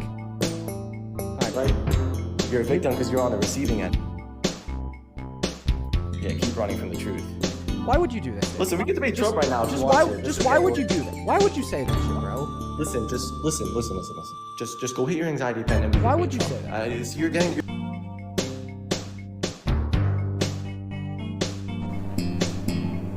Okay, let me turn off the law and order music. So he actually does like cry in this because of these accusations. Like I said, I don't think there's like any. We'll see. I actually don't know. We'll see when he goes through it. But he is like actually crying. You just don't do that. All right. So let's get into it. Before we hop into the debate, I think I have an obligation to address something in the chat. So I'm going to put you on mute. If you've been watching, Keisha, thank you for the sex appeal. If you've been watching since the beginning of the live stream, then you would have remembered me mentioning that the right has been launching a violent, inhumane, visceral attack and assault against me. He's under attack. I think that I have an obligation to talk about it. This could be reputationally destroying. I mean, what's happening to me? And I would never do this. I would never, ever do this. Let me make that clear. I'd never do this. What's happening to me right now is something that drives people to self-unaliving. Okay? He's going to Jason Arday himself. It's never something I would do. It's never something I will do. Don't do it, Dean. But it is something that has made many others self-unalive. Don't do it. The right has lost all of their humanity, all of their decency, and all of their humanity. They've been bombarding me with fake rape allegations. And this is all consequential of one main fake rape allegation. We've been speaking about this on stream now for the last 3 days, but it's time that we lay it all to rest. Because not only laying it all out on the table does this significantly erode.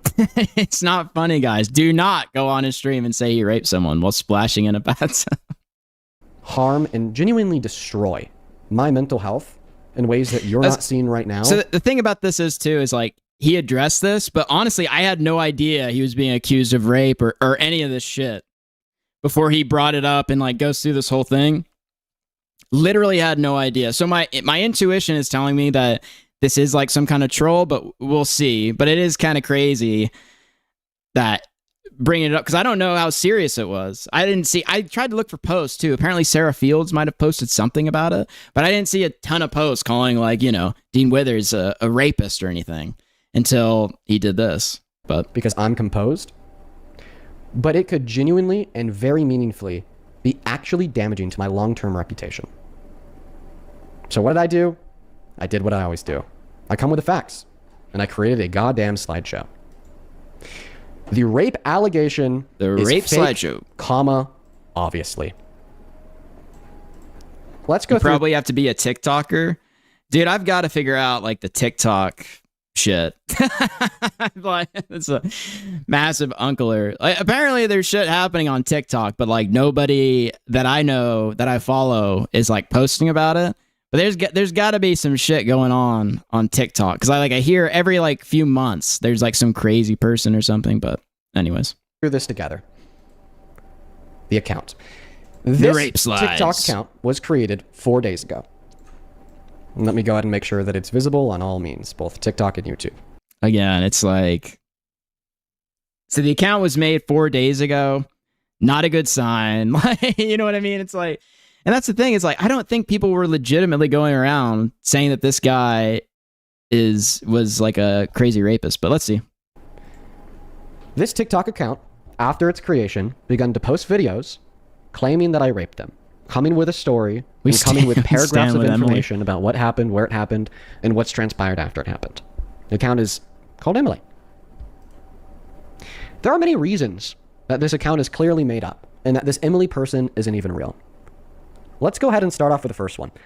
To the left of the screen, what you will see is an image posted on this Emily account. This is from a slideshow of different images. This is just the first one. It says... The other thing that is like mad retarded about this shit is that like the person looks like a kid, like they're doing like a claw machine. They defended his name, talking about me, then it goes into how I raped them. Well, first and foremost, we know that this account isn't real because the posts are AI. If we zoom in to the highlighted section of this image, where the red arrows pointed at, we'll see that the quote-unquote machine that this fake teen is playing a game at. I don't know. It looks pretty real to me, Dean. It says Shao Niv Vize Hickson 2. I don't know if you've ever heard of that game. It's called SHAONVZHIXIN2. It is a completely fraudulent AI generated image. This is, of course, referencing the account. You can find this account yourself. This is my question. Why is he entertaining this? That is like my question. That's again, it's like posted 4 days ago. I don't know. Second, the posts on this account are contradictory. In image number 1 to the right of this phone screen that was posted 1 day ago, it says, and I quote, "It was 100% SA, but he was a stranger. We hardly knew each other." But then the day before that, this account posted, and I quote, "How it felt getting SI'd by the person I trust the most. On one hand, they claim I'm a stranger. On the other hand, they claim I'm a person that..." I mean, people really fuck with Dean. I mean, they call into a stream and fuck with him in the chat, you know? I mean, is this image supposed to be interpreted as real? I guess so. Yeah, I didn't know about it until he brought it up. But it definitely I mean, already out of the gates. It's like 4 days ago. Doesn't look. It looks AI generated. The claw machine. No does, silver bullets yet, right? Well, here is a silver bullet. The evidence is clearly fake. So let's start by going through what the evidence even is.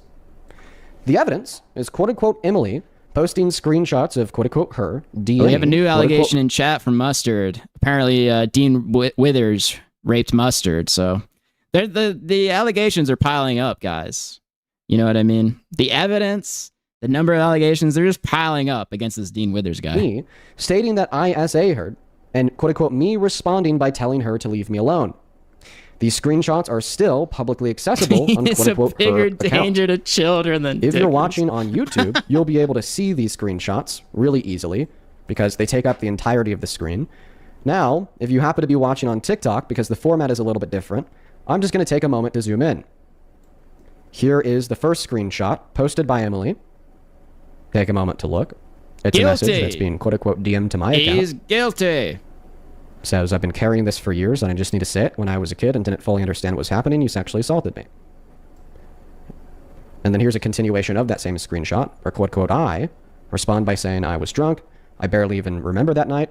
Just leave it alone." This is the evidence supplied by quote-unquote Emily for the claim that I raped quote-unquote her.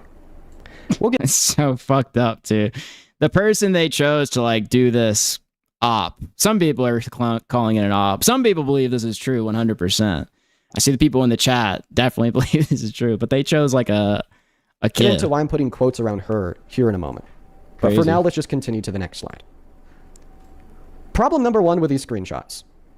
They're clearly fake due to the reason that the first screenshot does include the date and time / quote-unquote see updates above the first message, yet the second screenshot does not include the date and time and the see updates. You can actually see this quite well. If we look at the first screenshot, there is no content between the message that was sent from her account to quote-unquote my account and the follow button beneath my name. Looking at the second screenshot, you'll see above that same message, it says today at 7:26 a.m. see 2 updates. Let's go ahead and move on to the next problem. By the way, this is enough on its own. Like, this is it's thoroughly fake, but whatever. Problem number 2. The contents of quote unquote her message to me are 100% AI generated, including my message to her. If we look at the left of the screen, you will see the same screenshot that you saw in the last slide. It was her quote unquote message to me, claiming that I sexually abused her, and then my quote unquote message to her, saying I was drunk, I don't remember the night, just leave me alone. Then you'll see an extrapolation of the actual text in this screenshot. Feel free to pause the VOD if you're watching after the fact, or take a screenshot now to verify that the text on the left and the text on the right are the exact same. Interesting theory by Bob Fish. He cried, so he did it. That's true. He does look guilty when he cries. When he's crying, I'm looking at this and saying, to people, bro. Maybe this guy did rape. Maybe this guy actually is a giga rapist. You just don't. Who's to say? All right. On the far right, you will see that all of the text from what, quote unquote, she sent to me and what my response was to her, according to GPT-0, are AI generated. GPT-0 says we are highly confident that this text was AI generated. Oh my God. Moving on. Problem 3. The shown profile picture in the screenshots posted by quote unquote Emily are also AI generated. On the left of the phone screen, you will see a crop and increased size of the profile picture in the DMs with quote unquote me. And then on the right, you'll see a cropped and increased size of a screenshot that I took of my profile picture like 3 hours ago. We could clearly tell that the profile picture on the left is AI generated and different from the picture on the right due to a couple inconsistencies. The main inconsistency would be the lines of the background behind me, as well as different features. I don't even understand why that would happen. I guess because they were just like AI generating the entire page or something. But of my face being clearly depicted. That is a fake AI generated profile picture. So just to pause, what have we proven so far?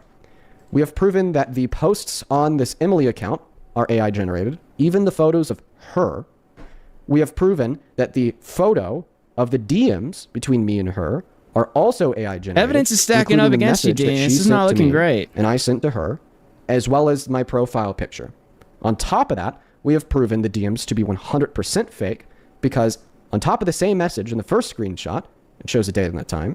On top of the same message in the second screenshot, it does not show a date and the time. Let's go ahead and hop back into the slideshow. Problem number 4.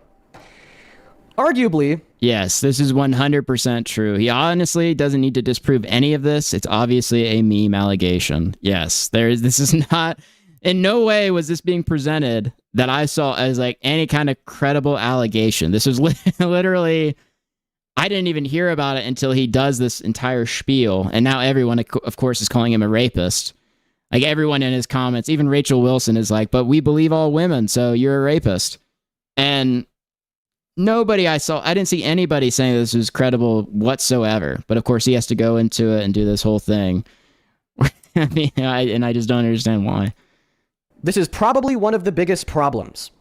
The DMs don't exist. That's a pretty big problem. And I could prove it. Let's go ahead and click on this link. This is a screen recording that I took from my phone. Oh, it's glitching. This is a screen recording that I took from my phone showing that not only do I have no past DMs with this account, altering the evidence. But trying what it to also hide, shows altering the evidence, is that Dean. I haven't even tried to send this account a DM before. Let's go to. So first and foremost, Okay. I show that it's the Emily account. Then I show the posts of the screenshots that we just looked at. And then I go to messages. Oh, wow. Would you look at that? At the bottom of the phone screen, it says, send message request to Emily. It's doctored. I have no DMs with this account. Doctored photo. But then I actually send doctored a DM. video. Not real. I say test. After I send the DM, it goes from saying send message request Emily to message request sent. What this proves is that there were 0 previous DMs with this account in the slightest. And then, of course, at the end of the screen recording, I then go back to my profile page to show you that this is the same account that the DMs are allegedly with. So, let's recap everything that we've went over so far.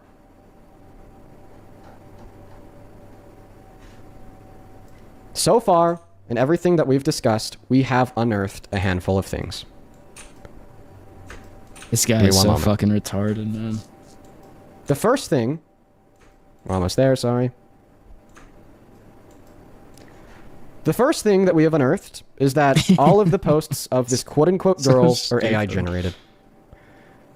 The second thing that we have unearthed are that the posts from this quote-unquote girl are contradictory. In one post she claims I'm a stranger, in another post she claims that she trusted me. The third thing that we've unearthed is that clearly the posted pictures of the screenshots of the DMs are fake. On 2 top videos with 0 likes. Is that real? Let's see if I can go back. Oh, wait, here it is. What has 465 comments on one? But yeah, that is crazy. 0 likes. How do you get from this 465 comments on one? That's quote-unquote girl. The third thing... I wonder if he told his fans or something, and then they went there and started, like, talking shit. I don't know. That's weird to have 0 likes and 465 comments. We've unearthed is that clearly the posted pictures of the screenshots of the DMs are fake. On top of the message in the first photo, there's no date. On top of the message in the second photo, there is a date. The second problem that we've unearthed relative to the DMs is that the contents of the DMs, both her message to me and my message to her, are 100% AI generated. The third problem that we've unearthed is that the photo serving as a PFP in the DMs is also AI generated. And then the fourth problem that we've unearthed is, of course, the thing that we just went over, which is that the DMs literally don't exist.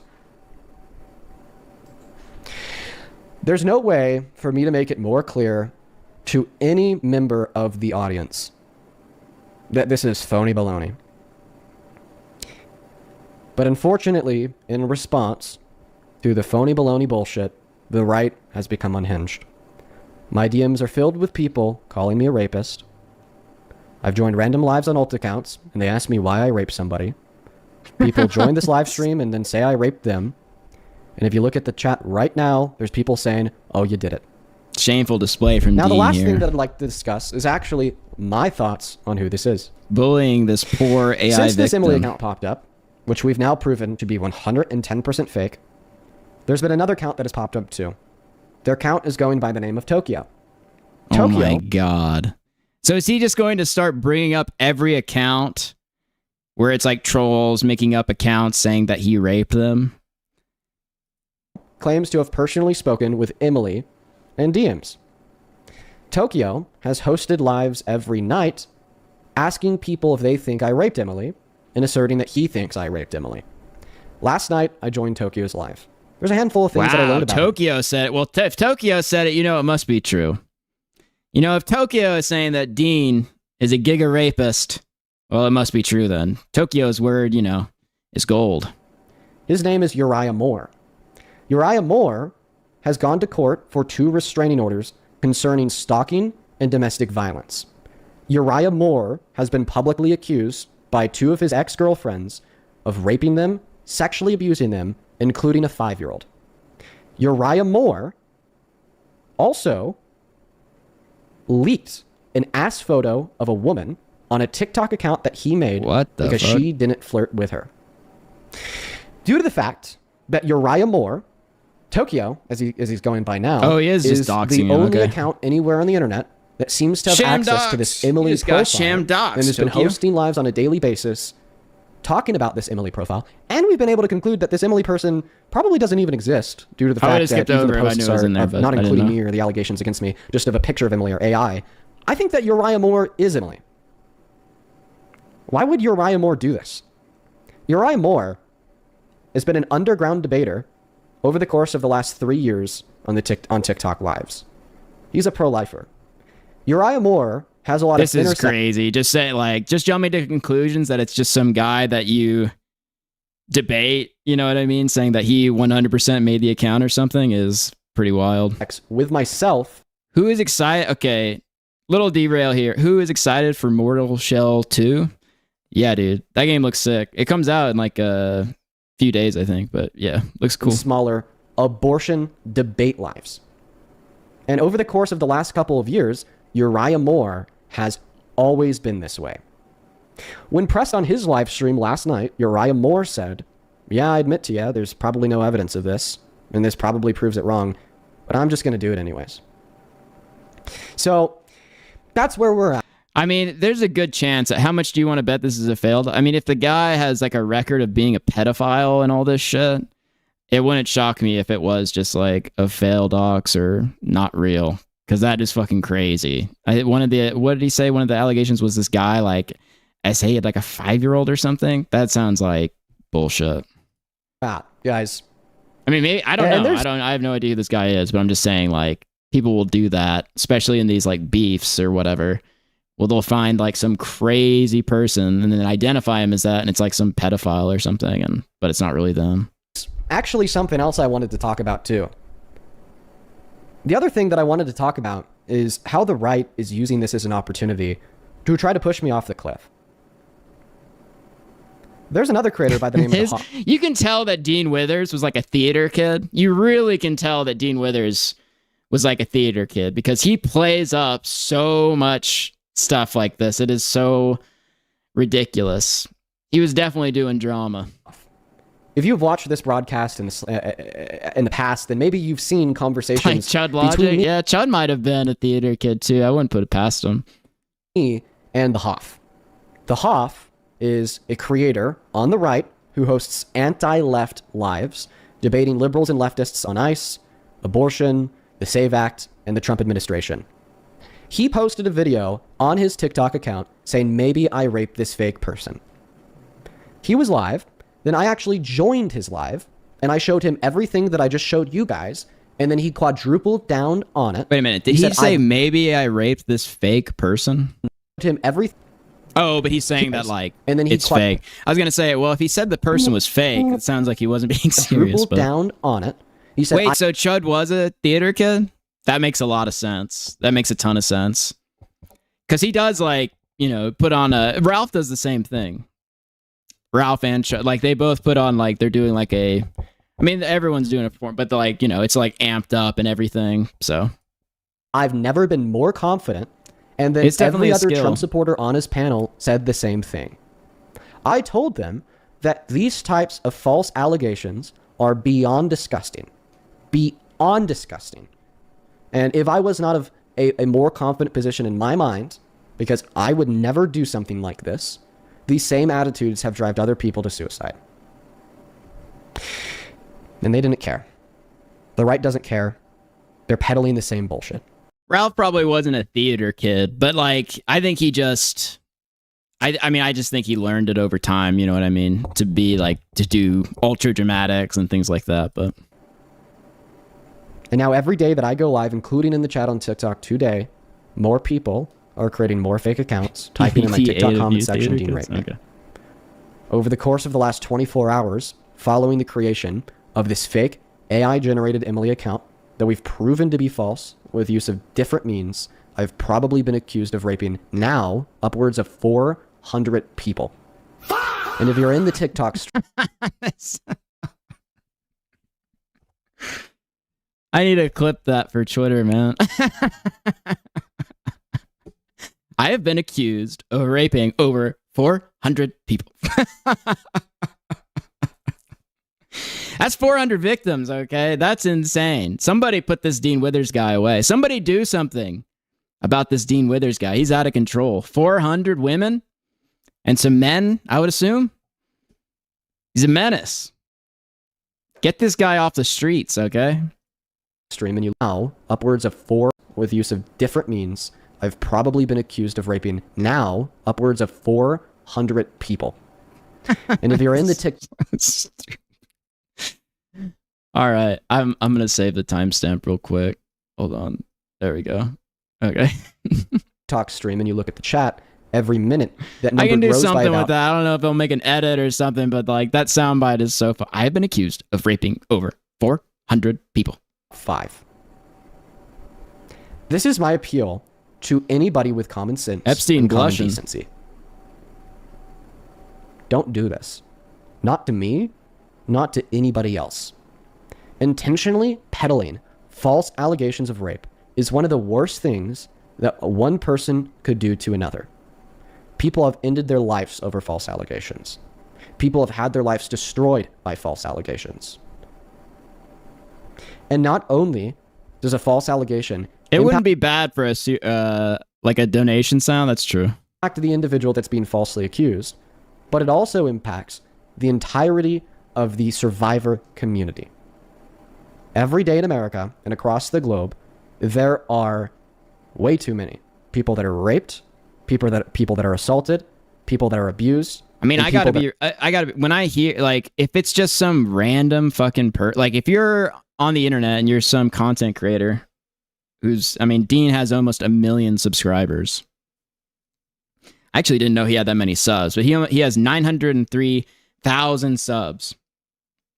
If some random account that no one's ever heard of that was made 4 days ago are saying, they're accusing you of, like, you know, rape and all this crazy shit, like, I just goes over, you know, don't think about it again. It's like, okay, this is just some bull. It's not like a credible accusation. Like, I don't even think there's really much of a reason to respond to it. Like, it doesn't seem like there's anything credible about this whatsoever, but he's going in deep to try to disprove it and everything. It's just, and it's just made it bigger. So now everyone knows that this person has accused him of rape,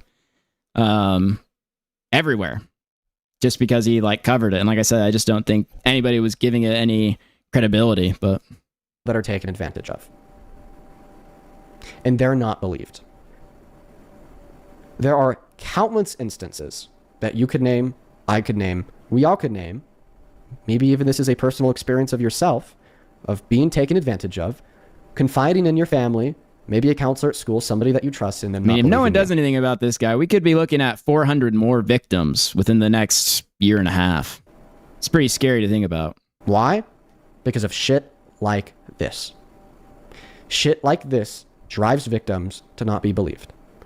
Shit like this drives individuals that are being falsely accused to end their own lives and have their careers and reputations destroyed. Be better. This does not have to be right versus left. You can be a Republican and not be an inhumane, absolutely far gone, in the weeds, way off in the field. Let's try to get people to kill themselves because we don't like them by falsely accusing them of rape. That mindset is not exclusive to people on the left. But I will say that many people on the right have been putting the legwork in to... It's crazy. He's going to Jason Arday himself. That is fucking insane, dude. Making that mindset like I said, definitely a theater kid.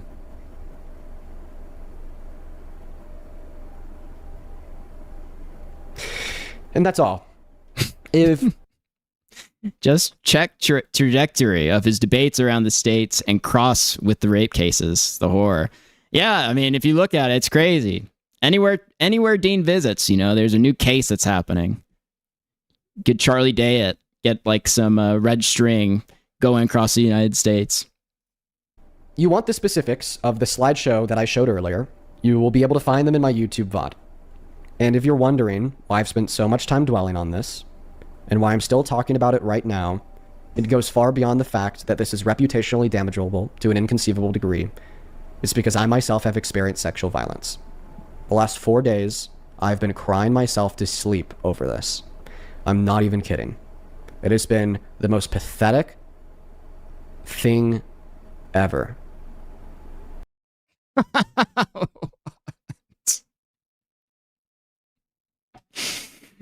Oh no. It makes me think it, like, I know he's talking about just like the allegations are pathetic and everything, but it really does feel like maybe he is. He's like, I've been crying myself to sleep every single night, and then he gives you this face. You know what I mean? It's the rapist gaze is what they're calling it. I'm a person too. You could politically disagree with me. Thing ever. That is, I myself have experienced sexual violence. The last 4 days, I've been crying myself to sleep. Wait a minute. Is he pulling a... Wait a minute. Oh, no. This is the second time I've only seen this. Where someone gets accused of rape and then they're like, actually, I am the raped. So, you know, that's how hard it is for me because I was actually raped. I've only seen Tectone do this. Now we've got Dean Withers. And Dean Withers' accusation seems like total bullshit. That's crazy. Over this. This is reputationally damageable to an inconceivable degree. It's because I myself have experienced sexual violence. The last 4 days, I've been crying myself to sleep over this. I'm not even kidding. It has been the most pathetic thing ever. I'm a person too. You could politically disagree with me without doing this. Hey Dean, can I tell you something before I go? Oh, I forgot that you're even on the live stream. You said that you got to go. I'm going to go to move on, but let's go ahead and try to get back into the debates. Only op inside of the queue if you happen to be an American adult that supports Donald J. Trump as president. I'm happy that we could finally clarify all So of are that. people just going to call in now and just say that, like, you're a rapist, basically? Is that what's going to happen? This is one of the worst things that's happened to me in my life. Let's go ahead and hop into the debates. Only op inside of the queue if you happen to be an American adult that supports Donald J. Trump as president. That is, like I said, I did not see, like, a bunch of allegations or anyone reporting on this at all. Even talking about it. No one. Until he did that. Like, I saw nothing. I looked for it a little bit, and I saw nothing. Really appreciate you so much for helping me to get this live stream to get pushed out on there, on that FYP. Make sure that you're double tapping away in that phone screen, sharing out that live, hitting that repost button, and only hop inside of the queue if you happen to be MAGA. I would really appreciate that so much. Hey, welcome to You Support Trump? Yeah, that's correct. How old are you? 32. And what time is it? Wait, Dean, can I ask you a question? I just want to know, do you reckon all this Trump hate is just damage control for when you said the M-word in 2019? Nope. Why not, though? How come you said it, though, as well? To Bryce Hall, I think you said it on Instagram DMs, if I'm not mistaken. Why did I call And you my said white something friends like the this N-word before. when I was 14 because I was a dumbass little kid? 14, that's a cop Wait, is there a clip of Dean Withers dropping an N-bomb? I didn't know that. It's nonsense. You can Well, tell the difference. Wait. You just said that I gave a cop out. I didn't give an excuse. I just said something that was descriptively true. I'm not saying. Listen, right. when I say that I called my white friend the N-word when I was 14 years old, I'm not saying that it was permissible or acceptable for me to do so because of my age. I'm just giving you relevant context. You're sidetracking, though. I'm asking, you haven't answered my question directly. All you've told me is that you're 14. I don't even You're understand the lunchtime. nature of your question. Your question is, do you think that you railing against the Trump administration is a cop-out for the fact that you were a kid? No, and that's your not white what I friend said. the N-word? No? I rail against the And Trump you're 14. administration because they're This is- bad for our I'm talking to country. you. What I said to you, I asked you. No, that's not what I said. I didn't say it's a cop. I said all this Trump hate is it damage control for when you said the M-word when you're 14. That's what I asked. Okay, hold on. He did. Oh my God. Don't apologize for this, bro. This is like the most lib-coded response to this shit ever. So he said, screenshots of me saying the F slur in 2022 and the N word in 2019 have been doing the rounds here on X. First, I would like to confirm that both of these screenshots are 110% real. Hold on. Does it show more? Do I have to? There you go. Oh my God, look at this shit. Yeah, let's read it because it's just going to be a massive cope and him like getting on his knees and begging for mercy. I didn't mean to use the F slur or the N slur. No. I made a pretty long post about my past use of slurs on Discord some time ago. Hold on. Move that. Some time ago. I want to share a part of that with you all now. Quote, I am putting this announcement out not only to hold myself accountable, but hoping you guys will hold me accountable as well. Collectively, society should hold all accountable who hold harmful ideologies or use such language, regardless of follower count, political affiliation, or perceived power. The use of slurs is deplorable, harmful, and disgusting, and I am ashamed of my past actions. Come on, man. As I speak about on my live streams often, the reason I host my debates is because I was once in a position where I lacked critical education surrounding the topics that I now adamantly preach about. And I now hope to share that same education that brought me to the truth with as many people as I can. So you're just like fake. You're just a big phony. It's a big phony. Just mega lib-coded. I am ashamed of the boy I used to be, and this is something that will continue to haunt me. However, I will continue to move forward educating those who stand in the shoes I used to stand in, advocating for the same change that I underwent on the societal level. I am dead set in my ways, and I love what I do now because I personally know what education can do to make any human on the planet better for those around him, and better for society as a whole. I will continue to dedicate my platform to educating those who stand today where I stood 8 years ago. I would like to personally apologize to all members of the BIPOC. Okay, what is that? What is the BIPOC? He was 14 years old? Oh my God, dude. Just, it's so pathetic, man. It's so stupid. Thank you to all those who are holding me accountable in good faith today. I will never forget my motivation for what I'm doing now, and neither should you. Crazy. All right, let's take a look at the crime scene here. Hella goated my N. Hella goated my N. It's not even an ER, too. He's not even laying down the hard R. It's just a soft A. What a bitch. You haven't answered the question. Listen, I don't think that I even need to run damage control for calling my white friends the N-word at 14 years old, because the vast majority of people, and I mean the vast majority, are you saying that for everything that you think is wrong, you have to run damage control for it? Because that's not what I think. Let me finish speaking. I don't even think that I need to run damage control for saying the N-word when I was 14 to my white friends, because I've clearly held myself accountable, and I've clearly changed as an individual. If you're curious what has made me change as an individual, it has to do with exposure. It has to do with exposure to education surrounding the critical nuance. Oh, okay. BIPOC, Black, Indigenous, and people of color. Okay. Of language, slurs, and racism today in America's history. And it is, in fact, this education, and which has led me to run the live streams that we're on today to turn around and try to change the minds of other individuals. This is all just it's a violent hate campaign from the right. It's a violent hate campaign from the right. You just learned that you can't call me a rapist anymore, Julia. Thank you so much for the flying jets. So now you're just back to the same antics that you've been running for years. Now you're going to virtue signal about me saying the N-word when I was 14. You don't care about that. If you cared about me calling white friends the N-word when I was 14, then you wouldn't be on a live stream supporting somebody as president whose entry into politics was saying that a black man was born in Africa, and that's why he should be denied from the presidency. You don't care about that, or else you would also care about Donald Trump. Sit down, shut up, refusing to rent to black individuals in the 70s because of the color of their skin. You don't care about that, or you'd be concerned with Donald Trump depicting black people as literal monkeys on Truth Social. It's just a virtue signal. I've held myself accountable. Okay, I've apologized, and I've changed as an individual, and that's clear as day. But the thing is, though, I don't think you've held yourself accountable, or your fan base wouldn't keep saying it's just the word, it's just the word. Like, this is why I see you in the same light as Trump. You're arguing against him being racist, this, that, and the other. Just because you held yourself accountable is nonsense. It's a cop-out. 14's older. I don't know. What's so funny? Well, what's funny is the position that I'm going to have you in right now. Do you think that it's possible to change from doing racist things like calling other white people the N-word to no longer doing racist things by not calling white people the N-word? So you can't change from being racist? No, I can't change from engaging in racist actions? No, definitely not. Definitely not. 100%. What's the argument for that? No, it's definitely not.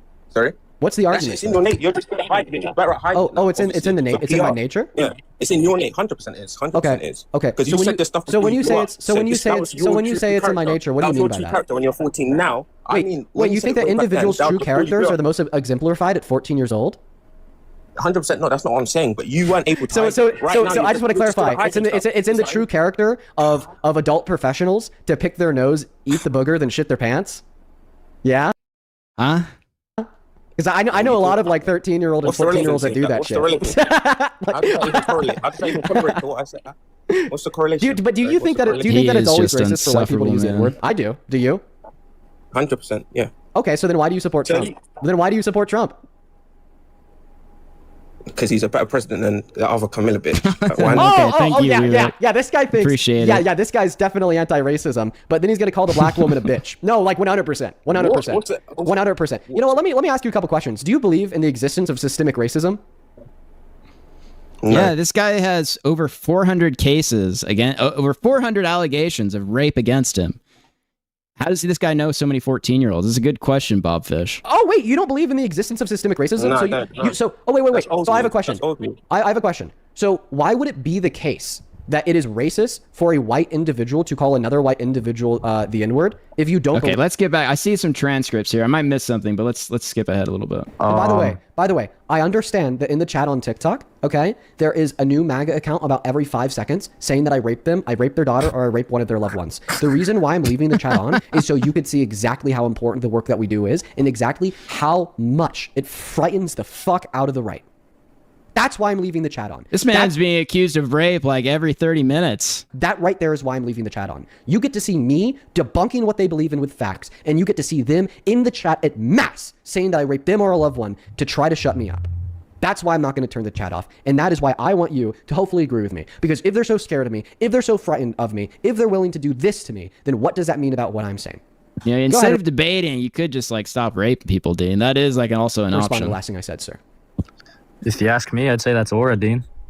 You got positive aura, my guy. How about respond to the points that I made in the debate? How about that? What, about how the right is scared? No, the points that I made in the debate relative to why it's the case that the economy is worse off today because of the Trump administration, and how you were wrong in the creation of your argument that there are worse off economic conditions today related to the job market to do with overpopulation, and how I was able to very effectively dispute that by referencing to you the Great Depression. Okay, well, so I heard you said, why don't we try to get them legal instead? I mean, what should, if you ask me, like, it would take a lot of resources, but they should have to pass some kind of test to actually get their green card and become citizens, because I know there are a lot of them that aren't good people, and they're breaking the law as well, so they should be punished somehow. Like, maybe, At first point, you're saying, oh, well, they committed a victimless federal misdemeanor, therefore they shouldn't be allowed to be a resident or citizen. Okay, Trump committed 34 felonies and he was found guilty of raping a woman, therefore he shouldn't be allowed to be president. Is that one of the random TikTok comments that you saw, probably from your alt account? You can't. Yeah, and I'm calling you guys hypocrites because you're like, oh, no one should be able to legally immigrate into America if they're rapists. Okay, so somebody should be president if they're rapists. Is that not hypocritical? Little boy? Are you not being accused right now of raping a 17-year-old boy? Actually, no, I'm not. Thank you. Yes, you are. Is that one of the random TikTok comments that you saw? One of the many 400 different people, 400 people, different people that have accused Dean Withers of rape. Probably from your alt account, you can't handle the truth, so then you just say, oh, Dean raped me when I was 17 in the chat, like the other 500 people today. It's okay, bud. You're gonna be all right. That's what I thought. You're gonna be all right. Love the passion. Calm down. Welcome to varsity. Oh, okay. Yeah. I see some of this stuff now. Cool. Thank you. Oh, wait, what is this? Dean over Danya? What the fuck is this? I choose Dean. I don't know why you want me to play this, but I'll play it. I guess because Dean is in there. And then thank you for the clips, Jackie. I choose Dean over Dunya, follow Quran and live by the Sunnah. I choose Dean over Dunya, got a fear of Allah and they call it taqwa. I choose Dean over Dunya, search for the truth and it'll always find you. I choose Dean over Dunya, got a little lost but it'll always guide you. Okay, I don't know why. I don't know why you sent me that. I don't understand, but you just sent one. It's just 5 times somehow. Okay. I think this is the one I already checked out. I think I already have that clip. So. Yeah. Randomly accuse people that you're debating of rape when you lose a conversation. You absolute subhuman moron. Are you more mad about Obama deporting more immigrants than Trump? Oh, sure. Well, actually, that claim is false. He deported 3.2 million people in 8 years. Donald Trump has already had 1.5 million deportations in 1 year. And B, there's... Oh, okay. Are you a Christian? Are you a Christian? Are you a Christian? Do you believe in God? Do you believe in... I do believe in God. Were you alive during Jesus' resurrection? Oh my God. Dude. Oh, you weren't alive. You couldn't know that he actually resurrected. You weren't alive. You couldn't know that he actually resurrected. You weren't alive. You weren't alive. You couldn't know that he actually resurrected. How's that feel? You like your own logic, buddy? You like your own logic, buddy? You like your own logic? How does that logic work? Come on, bud. Just admit it. Admit what? That you know for a fact that Obama deported more people, more illegal immigrants than Trump. Oh, yeah. Proportionately, that claim's false. He deported 3.2 million. And sure, I'm in the middle of explaining it, Mr. Cuckchair. He deported 3.2 million people in 8 years. You can't say anything. Go ahead, sorry. He deported 3.2 million people in 8 years. Donald Trump has already deported over 1.4 million people in 1 year. Proportionally, Trump's deporting more. You asked my son, or this is my son. Hey, this is my son. That's not like your brother or anything? No. So anyways, you're acting way too immature to be a father. What? Hold on. You're acting way too immature to be a father. Are you serious? Have you not seen the crime rates recently? And you're going to say this as well? Yeah, I've seen the crime rates go down just like they've been doing for the past 4 years since 2022. Murder rates dropped by 15% in 2024 under Biden. I can't help it. He's back to the cuck chair. Well, now I kind of feel bad for making that joke. You because glitched he's your out. dad. He glitched out. No, you're good. Okay. So wow, I had no clue that was your dad. But so your dad asked me about crime rates going down, then I was like, yeah, I've also seen crime rates go down pretty consistently for the last 4 years. Murder rates went down by 15% in 2024 under Biden. They've been on a continually sharpening decline. Dean is actually right about the Obama deportation. We're counting them, turning them around, not actually deportations, so they're inflated. I actually didn't know that. I see the figure used all the time for it. And then Trump, I think, is like, I wonder if Trump's is like that too, because ICE, I guess, is estimated now at 600,000. I kept seeing like 275, but I'm not sure. But yeah, I actually have wondered if those were inflated. I don't know. Decrease since the end of the pandemic. You said that's my sources, FBI crime data. Are you disputing FBI crime data? Are you? Shamu control effing rape. Yes, that's exactly what I'm doing. I just wanted to see him crash out about being accused of rape. I gotta be real. So that might be it. I'll just play this clip because I can't find like where it is. But I guess this happened at some point. Let me see. Maybe I can find it in the transcript. Let's see. Do you support Trump? Yeah. So here it is. Wait. I think he opens up with all that with everyone. Opens up with that line. Just don't do that to people, man. Just don't do that to people. All right, let's try that.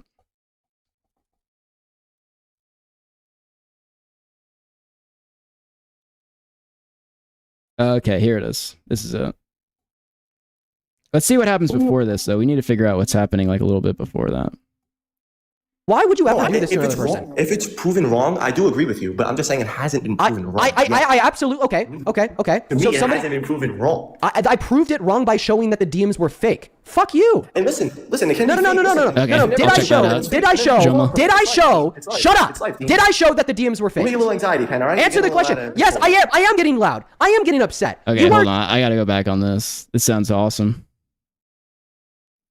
Wait. Not only was the message that she sent to me, you literally can't have any doubt to the fact that that's fake. Not only did I show that those DMs don't even exist, I showed that the DMs are clearly digitally faked because one had a timestamp and the other didn't. I showed that like this whole profile is literally AI generated by allegedly by a man of the name of Uriah Moore, who was accused of sexual abuse and domestic violence against ex-girlfriends and children. What could that possibly have to do with anything that we're discussing? Click on your profile picture and then hit the mic icon to unmute.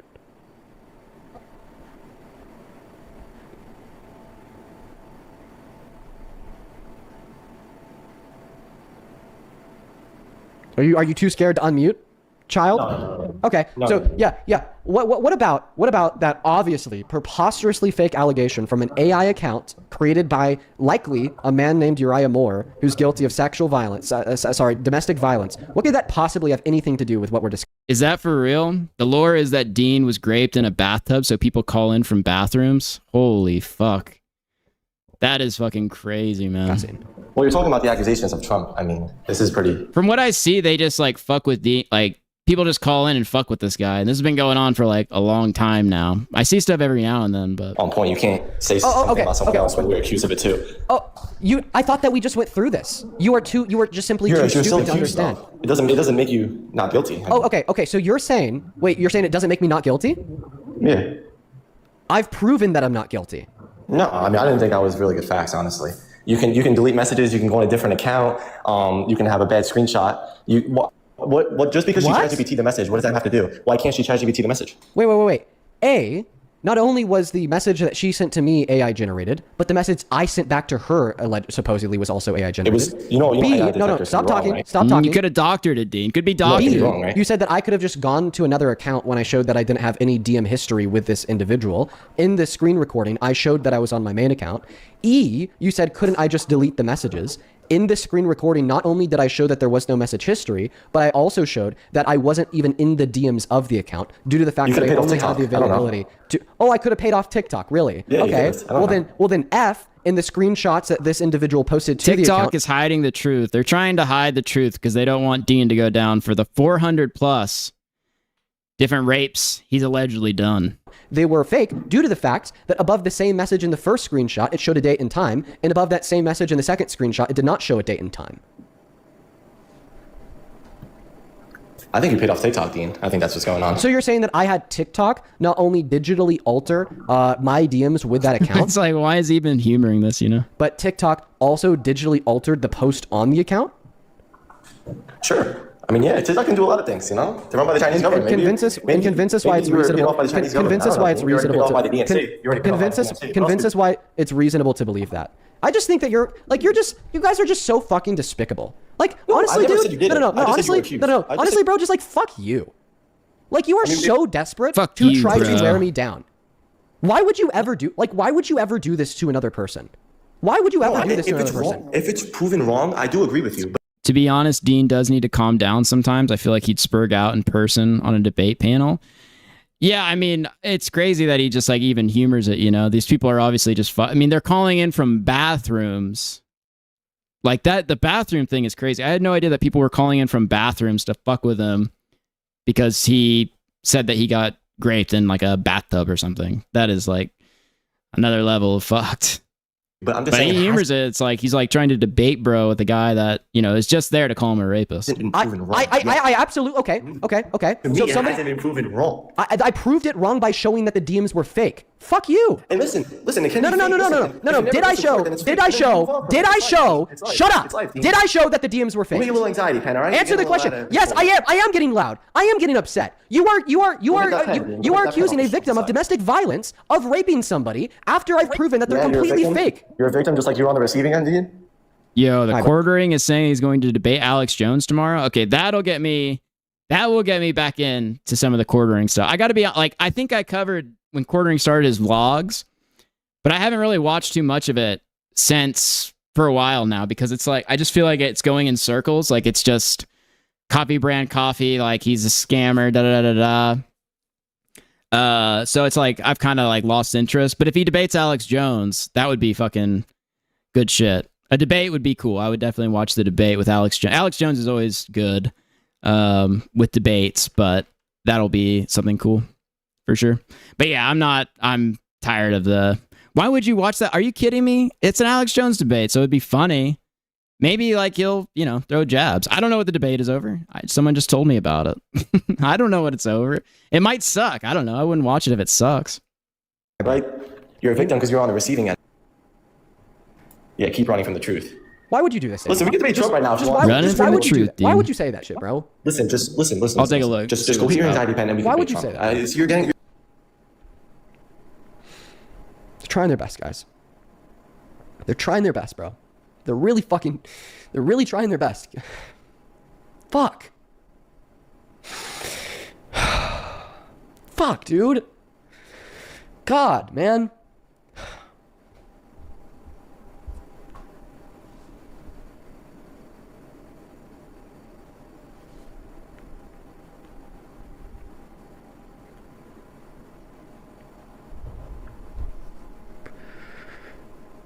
Oof.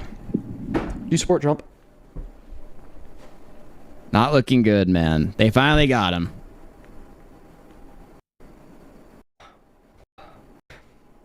Fuck.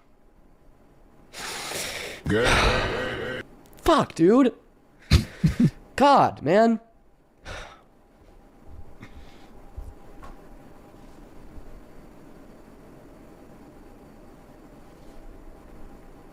Ladies and gentlemen, we got him.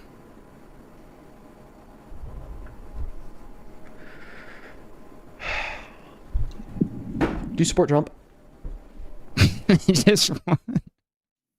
Just one more argument with an autistic guy in a bathtub and Dean, and they'll stop. Yes, it's like so retarded.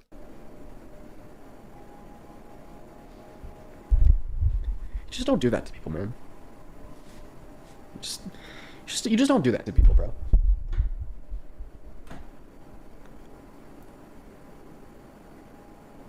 You just don't. You just don't do that, man.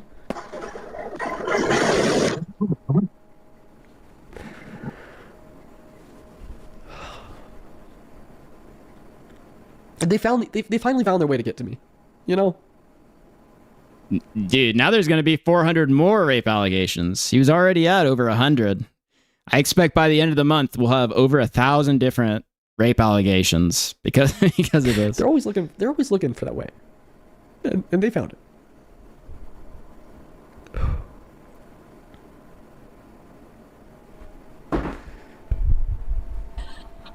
Hello. Hey, welcome in. Do you support Trump? Do I tell you what year and stuff I was born? I gotta do all that. No, you sound about 45 and 3 beers deep on a Friday afternoon, sir. You I'm not. I don't drink. I don't drink. And you have my age, but you got me over by 3 years now. Making me feel older than what I am. I tell you that right now. Do you support Trump? I support human decency is what I support, and I support laughter and stuff like that. And usually, I can light up a dark room, and it looks like that's what I kind of did here. You have a good rest of your day. Let's go to get the next guest loaded up on the live stream. What the fuck was that? Okay. All right. Only up inside of the queue if you happen to be an American adult that supports Donald J. Trump as president. I'd really appreciate that. Let's go ahead and hop back into the debates. We got Ricardo loading up inside of the queue. Hey, welcome in. Do you support Trump? On some issues, yes. On some issues, not. I'm really sorry for what's happening to you, man. It's how old are you? I'm 18. 3rd of October, 2007. Yeah. What year were you born in? 2007. Okay. And what? All right. So I think that's it. He cried, whatever else. Now there is more to this story a little bit. That was the N-word thing. So he posted this on his Twitter. Right-wing Twitter has decided to peddle a false rape allegation against me all over the timeline. This allegation originates from a fake TikTok account named Emily. So this is it's worth noting that this was after Dean Withers did an entire slideshow about his false rape allegation, right? So this was after that when everyone found out about it because he covered it, because he talked about it and did like a whole slideshow presentation. This allegation originates from a fake TikTok account named Emily. This account stole the identity of a minor from Australia to pretend to be a girl. MAGA knows no low. Okay, so let's see. I'm making this video because I'm getting a lot of DMs and comments about this whole situation with Dean Withers and Emily. I'm the girl whose photos were being used in Emily's videos, and I wanted to make this I can't believe Dean Withers hired this kid to do this video. Crazy. before things got even more out of hand. For starters, my Does this man know no low? phone's been broken for around a week, and I haven't been able to be online so much, which is why I'm only finding out about this now. So tonight, I was looking through my TikTok comments, and I find some comments saying that someone's impersonating me and using my photos. It's actually so fucked up. They use like they use like a kid to do it. Accuse someone Really fucked, of actually. sexual assault. This was the picture someone put in my TikTok comments, and this was the picture I posted on Instagram. Same with here, this was posted in July, and now I find this 4 days ago on TikTok. On this photo, you can see there's a little scribble at the top of the screen. This is because, as you can see in the next photo, that's where the lyrics were in my Instagram photo. Crazy, this guy, yeah. Chat's pointing it out, but this guy not only was exposed as a rapist, but now it appears that he could be a pedophile as well. Crazy. In these screenshots, the photos I took of the videos on her account, saying stuff that Dean Withers did to her, and I've got nothing to do with. I took this. But no, being serious, like, it seems, I don't know, unless this is a fucking fake thing for whatever reason. That's what it appears that happened, that they found some girl and they used AI to do this stuff. And apparently this happens to Dean Withers a lot. He said that there's been over 400 different cases, allegations of rape. So apparently this isn't like a thing that doesn't happen, that happens quite a bit. Picture of her profile using a different account, and you can see my photo in the bottom left corner. But with this screenshot, which I took on my main account, you can see that I cannot see the video with my pictures in it using my account. After finding out about this, I made a video tagging her saying that it's not me, and she ended up blocking my main account. I'm now getting multiple DMs and comments about this whole. Yeah, that's kind of my take on it. It's so laughably fake that him signal boosting it is insanely stupid. Yes. Yes. situation, and I wanted to make this to let you And guys. this is just signal boosting it as well, to even like this.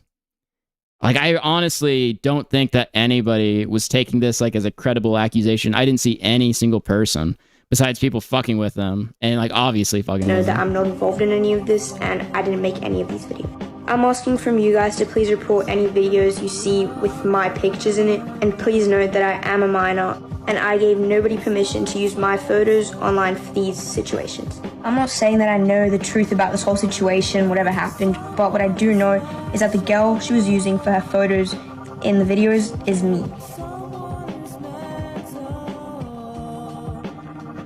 And I'm not involved in any of this, so please remember that before you comment and say stuff about this whole. Okay. So anyways, Dean posts the video about from a kid.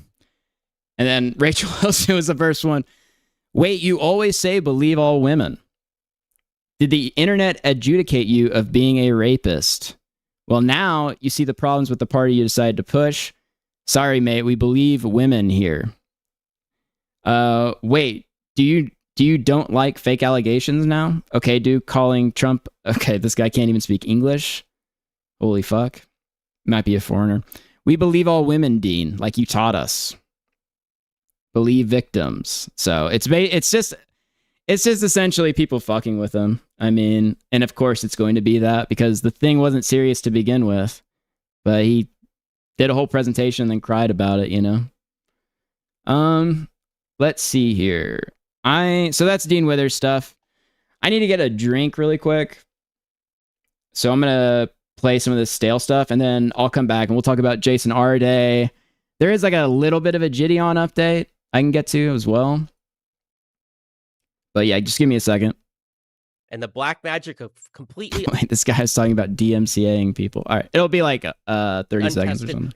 novel copyright law interpretations blows up in your face. Well, that's on you, and I ain't offering to pay your legal bills. The Digital Millennial Copyright Act, or DMCA for short, is the standard way that digital copyright owners are disputed. If someone uploads a copy of your copyrighted material, whether that be a song, movie, a picture, or even one of your YouTube videos, without your permission, there is a specific process for getting that taken down, as well as escalating it to more serious consequences, such as a lawsuit, and the monetary damages of that can get very high. An additional caveat of what it means to own content is that if somebody transforms or changes your content enough by, say, doing a deep dive criticism of it, it may still be legal for them to repost your content without getting your permission.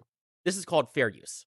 Section 512, subsection G, is what describes this DMCA takedown process. It has a few steps as well as a few different outcomes. It starts with 1, sending the claim.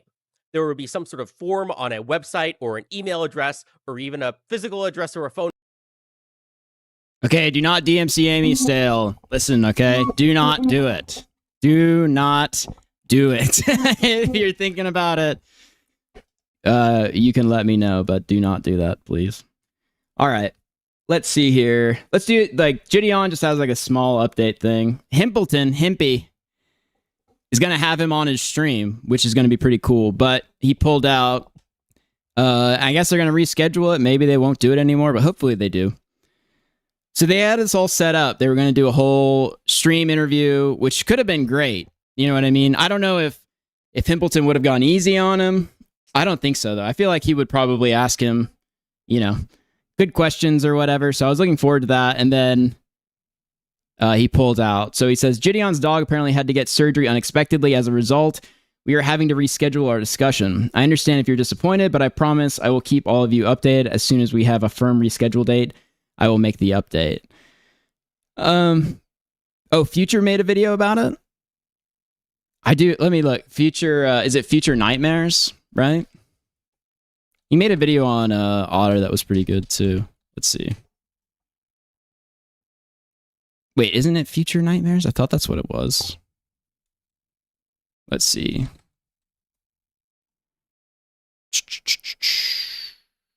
Just Your Nightmare. Yeah, we can watch this. This is like 10 minutes. Yeah, sure. Let's do that. When did you put it out? Okay. Yeah, and I'll link it and stuff. We'll watch some of it. Here in a second. Actually, let's watch that and then I'll go through because somebody had a really bad response. So anyways, they rescheduled the debate. Hopefully they do it soon.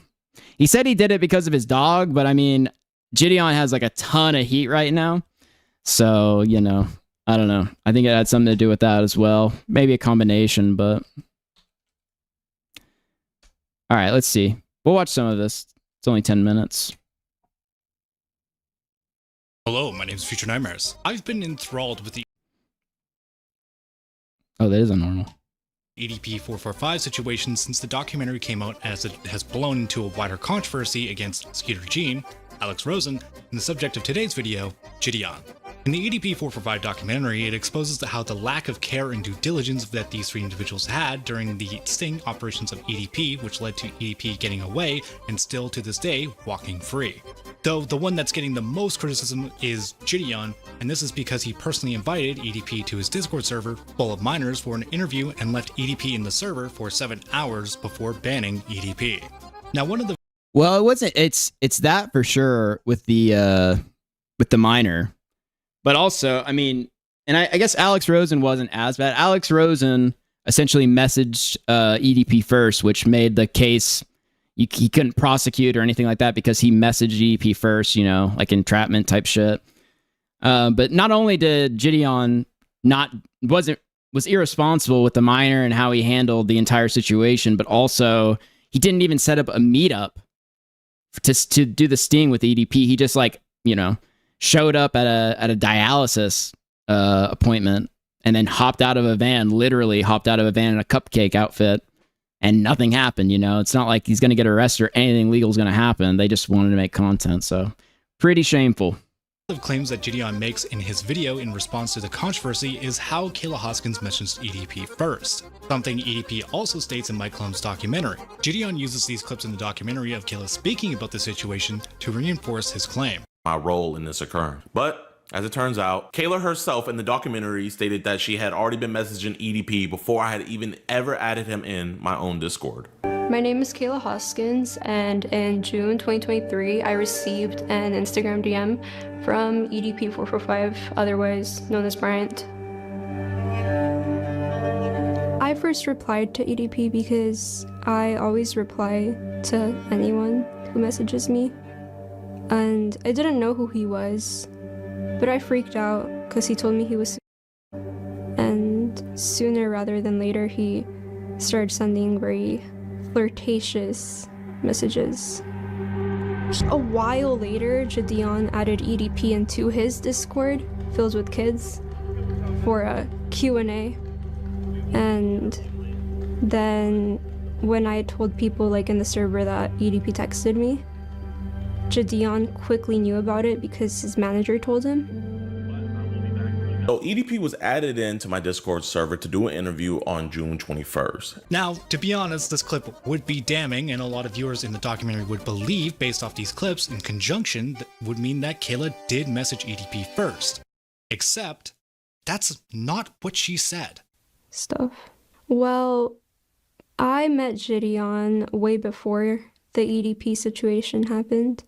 I met him when he had a contest on Guess Who's the Black Person, and I won that contest. I fooled him. And then oh shit, so Gideon did just like absolutely lie. So in Gideon's response, he said that all the EDP stuff and her stuff happened well after EDP was already talking to her.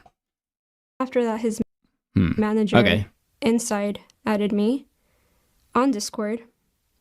And then, like, a while later, Gideon added EDP into his Discord filled with kids for a Q&A. And I thought that was messed up, but... These two clips in the documentary were spliced from two wildly different contexts in which Kayla was speaking about. The clip in where she states, quote, a little while after EDP was invited into the server was added into the documentary without its original context. So the context that was actually missing in Mike Clum's documentary is that Kayla Hoskins was recounting her history of her meeting Gideon, not when she was first messaging EDP. Now, personally, I would write this off as a mistake and not a malicious edit to discredit Kayla Hoskins, but this is a horrible edit that has been weaponized by Gideon and his fanbase to victim blame a 15-year-old girl, something that I think Mike Klum is culpable for happening based off his documentary and his editing. And I would implore you, dear viewers, to go and watch the full video down in the description below of the interview. So the people who are actually spearheading this claim is inside one of Gideon's old mods because he just heard it from... Of course, this guy is spearheading it. This guy had like probably the worst like segment in any of this Gideon stuff that has been in audio or anything like that so far. Because he's literally like in Tom's doc on him. He literally says that, oh, we got so lucky that this fucking prolific pedophile hit up this minor, and you know, and he literally says that you should lead them on. And then his response, he dropped a bunch of audio clips that were supposed to exonerate him, and we watched them on stream, and it didn't exonerate anything. Not like literally none of the accusations or the criticisms for Inside. You know, he was not exonerated for any of those based off of the video that he posted. It's fucking total dog shit. From someone else in the Discord server who was making that claim, which that claim was being made after Kayla Hoskins' video against Gideon and the whole EDP 445 situation first came out. Also EDP 445 and Gideon himself. And if you don't remember who Inside is, well, Inside is this guy who said this. Side, the Discord moderator who contacted EDP about the sting, he actually gave Kayla some advice on how to go about communicating with EDP. So happy that this worked out, bro. Wait, here, Inside. I'm so happy this worked out. So everybody doesn't... So is the full... I do need to check out the full call at some point. But I believe it. think, you know, I paid this girl. Can you tell them what happened? Okay, so basically, Kayla messages me whenever he starts DMing her, and she's like, yo, EDP is DMing me. And so we got on a call, and I was like, first off, make sure you know, tell your parents, tell the police, all that kind of stuff. And then I was like, yo, I have a fire idea for a video. What if you just lead him on for a little bit? So that, and then I'll tell Gideon all about this, and then maybe Gideon can get an IRL interview with EDP because he ghosted us on the online one. Hey child, hey kid, what if you like messaged the pedophile and the pedophile groomed you? Fuck this guy, man. Fuck this guy. He also made this tweet saying that he took full advantage of the Kayla situation and made this absolutely egregious TikTok video. Well, it's not even, it doesn't even say I, he says we took advantage of it. This girl's getting groomed by a prolific pedophile and we took advantage of it. Here's how I helped catch EDP445. So basically, I run Gideon's Discord. Discord.gg/Gideon if you haven't joined yet. And a couple months ago, I set up an interview with... Some of these people are so shameless, man. I honestly, so many of these fucking catchers and things of that nature, just EDP445 himself for Gideon's stream. But EDP ghosted him. So naturally, I was angry and I wanted to get back at EDP445. When this girl texted me and said that EDP had hit her up while he was in our Discord, I had to do something about it. So I hopped in a call with her and I was like, yo, let's lead on EDP. Make him think that you actually like him. So I texted Gideon. Dude, this guy is such a fucking liar, man. This guy is such a fucking liar. All over Twitter, he was defending himself for that clip. He even said that it was, I think I did see him say that he was like, oh, it was out of context in Tom's documentary or whatever. And now he's saying it again. Yo, let's lead on EDP. Make him think you're game planning with a minor that is being groomed by a prolific pedophile, bro. You actually like him. So I text Gideon and I give him all the information. I'm like, yo, I was thinking it would be the perfect payback for him backing out of the interview if you and Skeeter did an IRL predator catch and you showed up and did an interview right there instead. So this took many, many months of preparing and planning. Videos coming soon. Sorry, I just wanted to get out of the way that how much I absolutely fucking dislike this guy. Tangent away from how much I genuinely hate this Inside guy. Now, based off the logs that Gideon shows in his video, we can thoroughly debunk this allegation. Quintheo did an interview with Inside? Okay, yeah. I might have to... So someone in the chat earlier was bringing up the Caleb Mandrake situation or whatever. I do have that. I was just going to do it like another day. There's like this whole pedophile controversy with Caleb Mandrake or something. So I'm going to check that out. But I should check out the Quintheo Inside interview as well. Probably won't do it today. I'm going to finish up here somewhat soon, but yeah. Kayla was messaging EDP445 before EDP was invited into Gideon's server. Based off the first screenshot Kayla Hoskins posted showing EDP messaged her at 12:38 p.m., and Kayla responds to him at 2:06 p.m. I was actually shitting on Quintheo, like one of the other streams, because he did the same thing with H3 when he was talking about the lawsuits and stuff. He didn't really have much, like, I don't know, he didn't really explore like if H3 had lied and stuff of that nature. I felt like, I mean, it was kind of like it wasn't like too bad, but I was like, okay, it's kind of odd. So it is interesting if he interviewed inside and then just sweat for him or didn't, bring up any of the relevant stuff. But I haven't seen it, so I'll have to take a look. Her first message about EDP contacting her in Gideon's own video shows she had asked the server whether this was the real EDP at 2:07 p.m.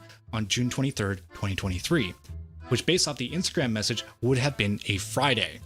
If Kayla was contacting EDP before he joined the server, the only other date she could have contacted EDP was on June 16th of 2023. This would mean that she had waited one full week and perfectly timed everything so every screenshot and every reply to every person in the server was all pre-planned from a week before to make it seem like if Kayla was Her first message about EDP contacting her in Gideon's own video shows she had asked the server whether this was the real EDP at 2:07 p.m. on June 23rd, 2023, which based off the Instagram message would have been a Friday. If Kayla was contacting EDP before he joined the server, the only other date she could have contacted EDP was on June 16th of 2023. This would mean that she had waited one full week and perfectly timed everything so every screenshot and every reply to every person in the server was all pre-planned from a week before to make it seem like they were messaging in real time. She would have had to pre-plan exactly what everybody would say in response to her, then take the screenshots that she had taken a week prior to have it be within their time frame of like a minute to 5 minutes between the actual screenshot being taken and it being posted in the Discord server to make it look like the screenshots were happening and the conversation was happening in real time. The chances of Kayla being able to pre-plan all of this at the age of 15 is so improbable, it might as well be deemed as impossible. If Gideon wanted to prove that these screenshots and these conversations were happening prior to EDP even joining the server, he can just download the images specifically from the Discord logs, then look at the metadata to see when those screenshots were actually taken. Because if they were taken on June 16th, it would state the date of June 16th within the name screenshot, and then the date when it was taken. And if you actually went fully deep into the metadata, it would tell you the time and specifically when it was taken. And just as a quick example, I just grabbed a random screenshot that somebody. That is kind of a crazy, that would be kind of a crazy coincidence. So Gideon joined the server on June 21st. And then 2 days later, she's saying, yo, is this the real EDP? So I definitely see what he's posted in saying another there. server, just to show you that, yes, this is like the metadata of a screenshot that you can look at, where it shows you the date and the time that that screenshot was taken. The fact Gideon, a predator catcher, as well as the people who help him with his predator catching, haven't done this to provide proof of their claims is suspect of either malice or just mental stupidity. The other paper-thin argument Gideon and his defenders make is the sup that Kayla shows, where EDP messages with sup. Messaging off with sup is just kind of like a normal greeting that some people do. I mean, I literally just happened to go through Google Images and I found this one image where it just shows this guy starting off the conversation with sup. To be clear, this is just like a random conversation. This isn't like a pedophile sting or whatever. This is just a random sup that I just found within like a matter of 2 minutes. Since I know a lot of people are fans of Chris Hansen, some people, like Thomas for instance, will message what's up when it comes to decoys. What's up? I'm bored, baby. Decoy says me too. What you need, I got it. To sit there and claim that it's too odd for a predator to message sup or what's up as a means of first contact is absolutely ludicrous. Plenty of people use sup as a means of first contact, so based off of everything in Gideon's response... Yeah, I don't think that's weird to use sup as the first line of contact. I don't think that's like incredibly weird or odd. There is absolutely, unequivocally no evidence that Kayla ever messaged EDP first. It is on Gideon to provide evidence that there is actual evidence that Kayla messaged EDP first, because currently, as it stands right now, there is zero evidence, and what he is doing is currently lying about Kayla Hoskins messaging EDP first. But Mr. Nightmare, EDP was honest about pretty much everything in the documentary. Why would he lie this time? Well, if you remember our chubby ginger Alex Rosen, you know that the reason EDP got away the first time, it was because Alex had the decoy message EDP first. EDP knows this is why he got away the first time, so if he lied about Kayla messaging first, he would believe it would shoot down the case again, and then he would be still walking free. Though technically, it wouldn't matter. Yeah, that's a good point. That is a good point. I mean, the first case wasn't prosecutable because Alex Rosen messaged him first, so I mean, it is plausible that he would just say that because that's a good defense for him. In this case, because Kayla is actually fucking 15 at this time. But hey, let's believe an actual pedophile who already tried to lie about meeting up with a minor for an innocent cupcake. Maybe we should stop believing predators and victim blaming a fucking 15-year-old girl. Anyways, I'm Future Nightmares. Thank you. All right, cool. That was a cool little update. I didn't realize that they took that out of context, actually. That's really, really bad. I guess you can't really say if he did it on purpose, but I mean, it seems pretty bad. But yeah, follow Just Your Nightmare. I think he goes by Future Nightmare on Twitter, but yeah, check that out. Wait, did I put the right one? Yes. All right, cool. Let's go over Jason Arday. I don't know how much I'll cover of it, but we'll see. So Jason Arday, first of all, this was the first picture I saw of Arday, which I don't know. It's like, is that just like glare? I don't know. That's a crazy picture though. But Jason Arday has been kind of exposed and, Minecrafted himself over all of these allegations of plagiarism and completely making up a ton of lies. He looks shiny. Yes, he looks very shiny. It's an insane picture, honestly.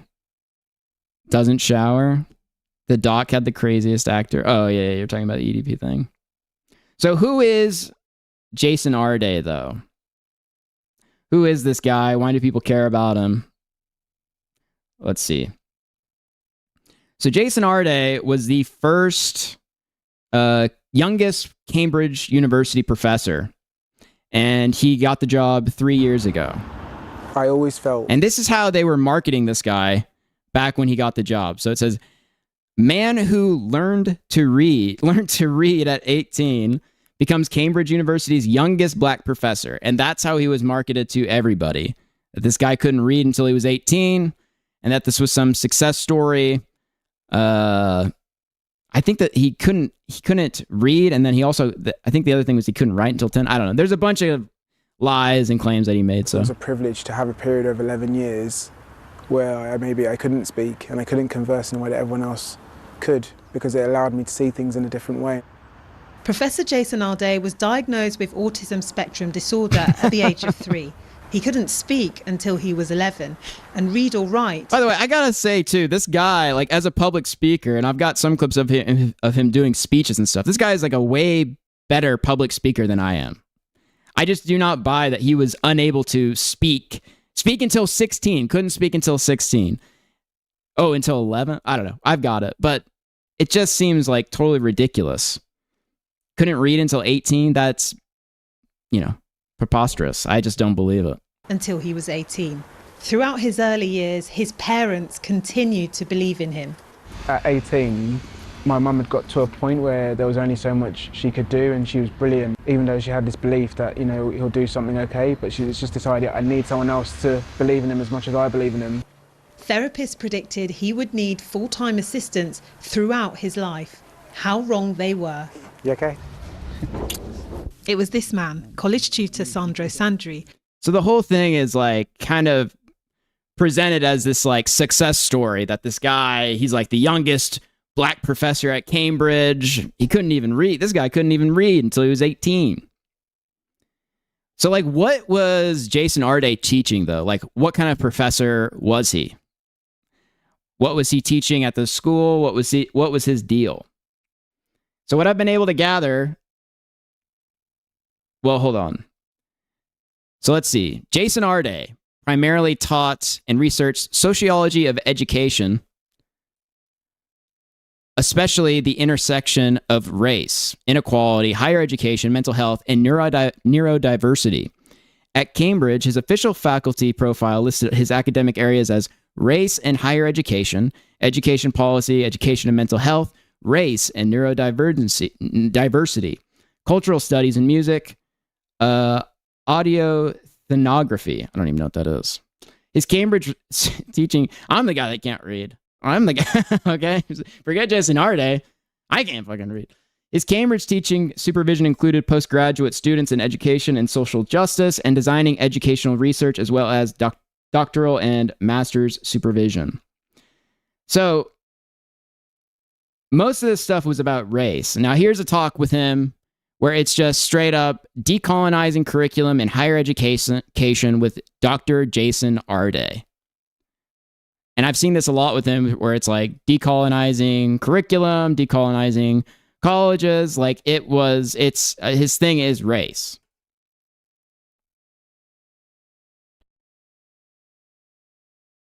So thank you all for joining us today. My name is Andrea English, and I'll be chairing the talk today. We're very excited to present our 5th talk in our virtual visiting speaker series on decolonizing the curriculum in higher education. The topic of decolonizing the curriculum is gaining increasing attention worldwide. Research in this area is driving HE teachers and students to reconsider what is taught and how it is taught, and it is also impacting HE policy discourse. In this series, we've invited... So anyways, they brought him in to on this, he was like a speaker for decolonizing the curriculum in higher education. He talks about it a lot. Let's see, here's another instance. Let's see what he's all about. I literally dedicated my entire adult life, professionally speaking, to getting or mobilizing as much black endeavor in the academy as I could. And I told you about the professors that I spoke to when I was younger who said, you'll get ahead if you're selfish. If you're selfish, you'll get ahead. And I was like, no, I want to bring people, as many people as I can with me. And it's not about how you get there, it's about the way you've done it. There are so many black and ethnic minority people that... Well, how he did it, how he got there was through lies. I mean, this guy is literally a race huckster. He lied about everything in his life. He's a plagiarist. And his entire thing is all about race and everything else. Unbelievable. I'm not gifted.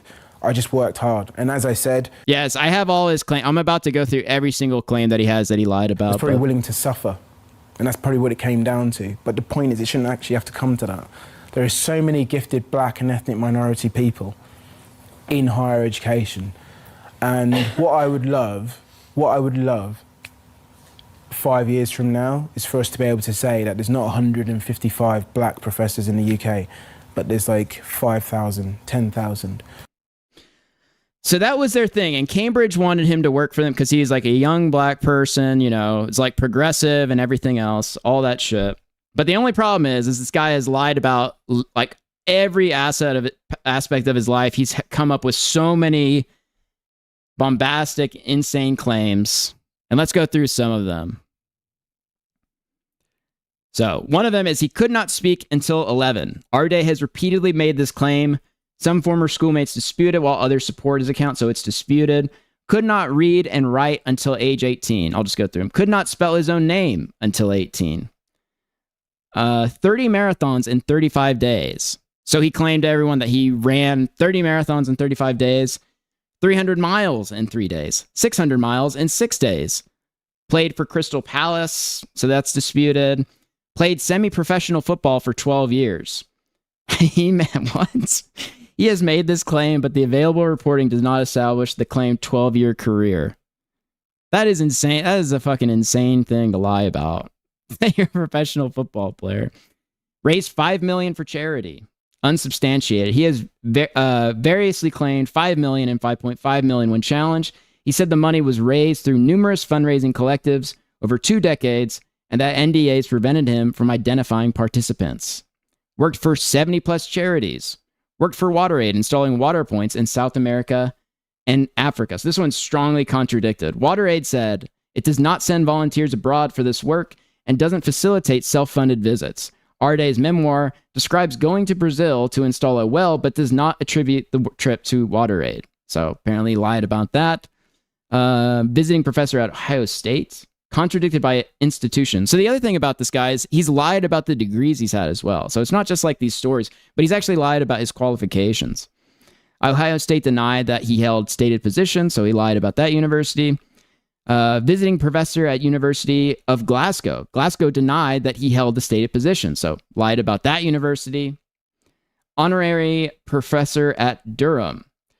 Durham said he no longer held a role there, despite the biography saying he was still an honorary professor.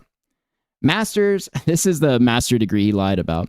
Master's in psychodynamic practices at Birkbeck. Birkbeck said it could not find any records for Jason Arday having studied there. Fully qualified counselor following Birkbeck degree, so that's a degree he lied about. So no, he's not a counselor or anything. Published being young, black, and male in Palgrave. Palgrave confirmed it received a proposal, but the book was never published. So he lied about making that book. This one's crazy. Threatened with knife/physically assaults/rape and death threats. Arday reported these incidents. Some racist abuse is independently documented, but particularly physical incidents have not been corroborated. Masked man entered his faculty building twice and threatened him with a knife. Arday reported the incidents. CCTV did not capture the person. No faculty members reported seeing anyone suspicious, and he did not report the incidents at the time. So let me just run through the rest of these really quick. Police investigated the severed pig's head. What? Okay, I gotta see. Arday said police investigated by asking South London butchers whether they had sold a pig and eventually identified a butcher who said a whole hog. Okay. So he lied about having like a pig's head sent to him. Severed pig head was sent to his family. Unverified incident claim contradicted. So anyways, he's a massive liar. This guy is like a fraud. He's a race huckster, essentially. So for this, he was fired. Why is this professor at one of the UK's most prestigious universities giving up his post? Professor Jason Arday was Cambridge's youngest ever black professor when he joined in 2023. But he's been caught up in a row after allegations of plagiarism, which is essentially when someone steals someone else's work, and questions over some of his stated achievements, such as his marathon claims. He insisted he isn't a liar and that he's faced an unrelenting level of public scrutiny and personal attack. Well, yeah, he resigned, right? He wasn't fired, but he resigned, but probably I would imagine that Cambridge wanted him to resign. They do that a lot where it's like, I'm resigning from the post rather than being fired, but, I guess you can't really say for sure, but that's what I would imagine happened there. He said some errors in his early academic work were because of his autism, and he also told the Times there had been a coordinated campaign to unseat him, which he argued was racially motivated. The allegations came from another academic, Nathan Coffness, who was sacked from his Cambridge role in 2024 after a backlash to his views on black people. Last night, Cambridge... Oh, that's an interesting aspect. It's a small difference, but shows guilt. Well, that's the thing, too. His friends, and I might have some of that here, his friends would ask Jason, like, you should go speak to the media, you should speak to this journalist. And he said it won't do any good. He basically refused to because the guy was caught. He lied about his entire life. He plagiarized his PhD. And when he was caught, he couldn't live with the consequences or do anything about it. He was caught red-handed. And so, yeah, he resigned and then took the easy way out. I mean, that's the story. And we'll get into people are saying that this guy was like lynched or something, like it was a media lynching. It's just preposterous, Cambridge University said it had launched a probe into Professor Arday. Hours later, he announced he was quitting. Some say the claims of plagiarism are legitimate, while others argue his treatment has been motivated by racism.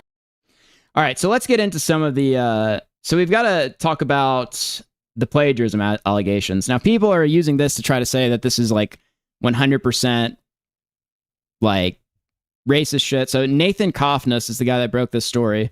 Now, Nathan Coffness is like right wing, I think. Yeah, I'm pretty sure. Here he is with Moldbug, with Andrew Yarvin.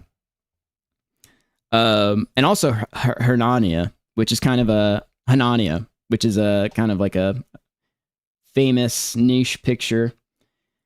But he went through everything and documented it. And you'll see, and I'll just go over really quick because it's a huge article. If you want to read it, it's called DEI Fraud and the Cover-Up at Cambridge. So all of these yellow parts, this is from his PhD. All the yellow parts are parts that he plagiarized, and then the green are rephrasing. This is all from his PhD. So you can see these are just like completely copied. Isn't Hanania leftoid? Yes, he is. Yeah. I don't know if he always was or something. I don't know that much about him, but yeah, he is now. And so you can see, I mean, like all of the yellow is just like the exact same phrasing. Like there's no really question, like verbatim, like this is just completely copied right here. Wasn't even really trying on some of this. Some of this stuff he rearranged in the green, but you know, there's no getting around it. There's just too many instances. I think they had said that there were over 100 instances of plagiarism in his PhD. But I want to get to what he had to say about Cambridge trying to cover this up, which is like just a short section in this article. I think it's below here. Oh, wait. Maybe I can just Control F. Nope, that was a mistake. Let me see if I can find it. It's a dissertation.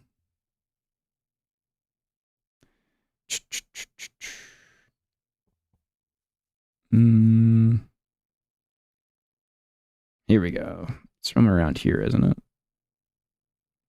Below this. So there's more. I mean, there is quite a bit. Okay, the cover up. Here we go. I just wanted to read this section. Jason Arday was hired by Cambridge explicitly to advance the cause of racial diversity. And I think I showed you guys that. I mean, that's his thing. That was his big thing. When he joined the university in 2023, the official announcement included the following quote by Pro Vice Chancellor for Education, Vera.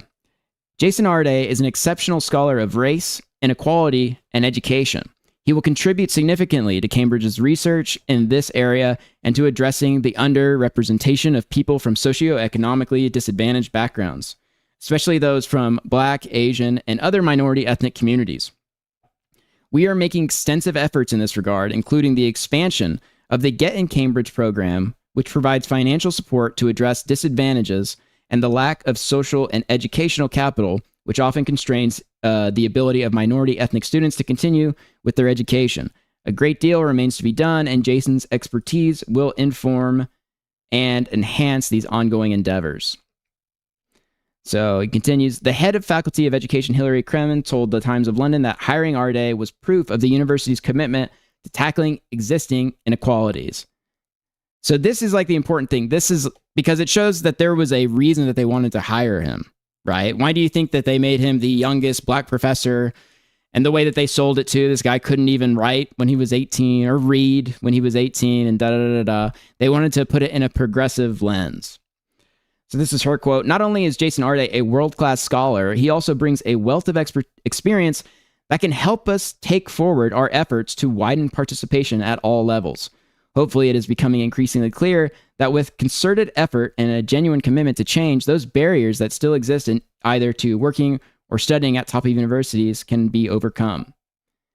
Okay, Arday stated that he was coming to Cambridge to open doors to members unrepresented and of underrepresented groups.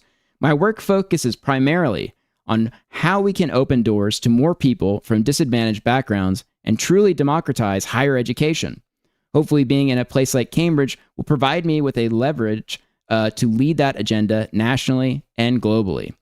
In other words, hiring Arday was an overly political act. Everyone involved, including Arday himself, understood that he was being recruited to promote the ideology of DEI and increase the representation of certain groups. And I don't think there's really no debating that. That is his thing. You can imagine how Vera, Kremen, and others felt when in June 2023, they received an email from David Harris's colleague alerting them to Arday's alleged plagiarism.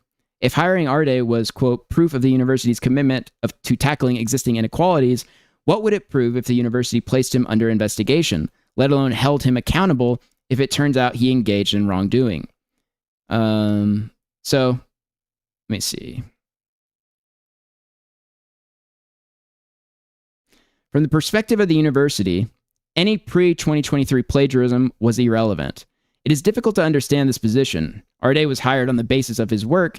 Surely the university would wish to know whether or how much of his work was fraudulent. For the Faculty of Education, it was enough for Arday to state that he experienced, quote, direct and indirect racism and, quote, health issues to absolve him of responsibility. I sympathize with Arday for his health problems. However, it is unclear how illness or alleged racism can explain why he stole other people's work. And if he committed plagiarism in 2018, wouldn't the faculty want to know whether or not it was a one-off? Yet with no real investigation into the facts, Kremen declared that, quote, he has all our full support. I have heard multiple sources that Arday and or the university have sicked the law firm Carter Rook on journalists or academics who raise the questions about Arday. In any case, there are obvious questions about Arday's work and life story. The fact that that literally no one at Cambridge has spoken about this publicly suggests that, at the very least, the administration has created an atmosphere of intimidation where people are afraid to express controversial ideas. This is consistent with the experience I wrote about a couple months ago. So, let's see what else we got here. So this is him talking. This is the guy that wrote the article and exposed him for plagiarism, essentially. This is a story of corruption, of people who knew the truth and covered it up. Look, there are pages and pages of verbatim copied text. That's not, there's no norm in academia according to which this is remotely acceptable. And even if you ignored the plagiarism, there's still a scandal here, because the work that isn't plagiarized is of such abysmal quality that it really raises questions about why he was hired and protected up to this point. This is a story of corruption, of people who knew the truth and okay, what a fucking nerd. But I think his like general premise is like, you know, there is something there. They wanted to have somebody that was, you know, progressive and everything else. They were informed of the plagiarism and then did nothing about it until it just reached levels where they couldn't ignore it anymore. So this is him claiming more that he couldn't talk until he was 11. I'm autistic, so I have a form of autism called global development delay. And basically what it means is that I learned to speak when I was 11, so I signed until I was 11 years of age, and then I learned to read and write when I was 18. So for me, how I see the world is slightly different. Generally speaking, when you think of academics, they tend to be people who got straight A's in school, did quite well, and there's always kind of a conveyor belt in terms of from GCSE to A-level to university to multiple degrees after that. And for me, spelling my name properly at the age of 18 was kind of the height of my ambition. So I mean, it's just so ridiculous. Spelling your name properly was the height of your ambition. Just totally ridiculous. I'm running out of time here, but I do want to talk about like the reaction to this stuff really quick. So he did pass away. I mean, essentially, he got exposed for lying about his life, plagiarism, and everything else, and he took his own life. He was kind of a huckster who lied about everything, got exposed for it, and then took the easy way out. That is essentially the story, in my eyes.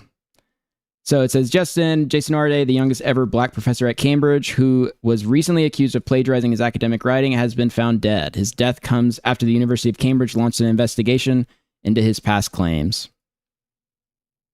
I'm Professor of Sociology of Education at the University of Cambridge. 3 years ago, Jason Arday became the youngest ever black professor appointed at Cambridge University, an 800-year-old institution.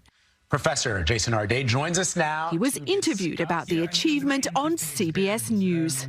If I'm being absolutely candid and honest, not many teachers at school had... See, so they did an entire media... They did an entire media circuit for this guy to promote him as, you know, all of these things with all of these lies that he told. Belief in me. Now Arday has fallen from grace, accused of plagiarizing some of his academic writing. He still could have grifted for the scandal for years. I mean, yeah. And the other thing, people want you to feel sorry for him. It's like, dude, he got a job at Cambridge. He did, you know, was very privileged with all this stuff, and it was all based on fucking lies. So no, I don't feel sorry for him whatsoever. and lying about claims he ran 600 miles in 6 days to raise money for charity. The scandal's front-page news here in the UK, and the former Professor of Sociology of Education has now resigned, saying... Also, it's such this story, this is really like a classic story as far as like politics and culture, the quote-unquote culture war. This is a story where the right's bread is like buttered. You know what I mean? Like a guy that isn't qualified, that lies about everything, lies about his entire life, plagiarizes, is given this position at Cambridge, and is teaching like DEI and race. You know, that's his main thing is being like doing like sociology and things like that on race. And it turns out he's a complete fraud. So of course that story's going to blow up, but it's so embarrassing to see people like defend this guy or say this was a lynching or anything like that, because the guy was just a prolific liar, you know? In a statement that it should not be mistaken for an acceptance of the narratives that have surrounded him. Cambridge University says it's launched an investigation. There are now questions about Ardays. Ardra Satke ran 600 kilometers in 5 days, and it was a Red Bull event. His autobiography, scheduled to be published. By the way, they delayed. So his autobiography, I actually would maybe like take a look at it when it comes out, but they've delayed it because of all this stuff that's happened.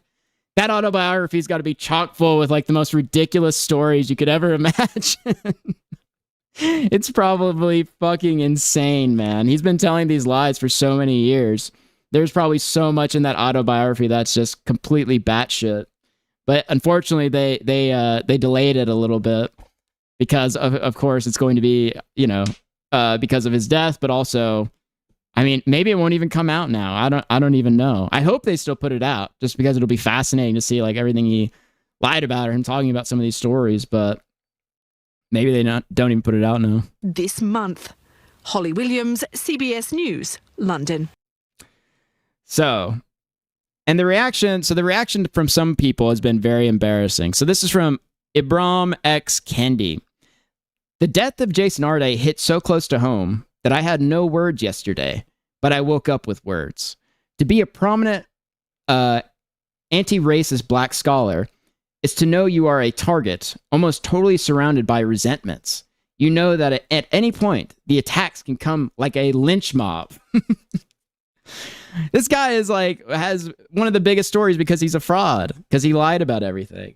You know, the guy that wrote Kaufness or whatever, the guy that wrote the article, he has interest in like DEI and stuff. So yeah, it gave him a reason to, but there's no denying that this guy was a prolific liar, and used those lies to better himself and to get further, you know, in society over lies and instances of plagiarism.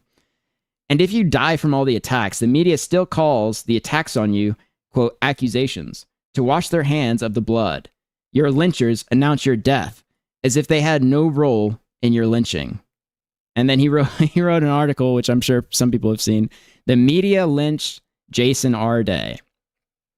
So just very embarrassing reaction to this when a guy is like completely, you know, just caught. He's just been caught lying, you know.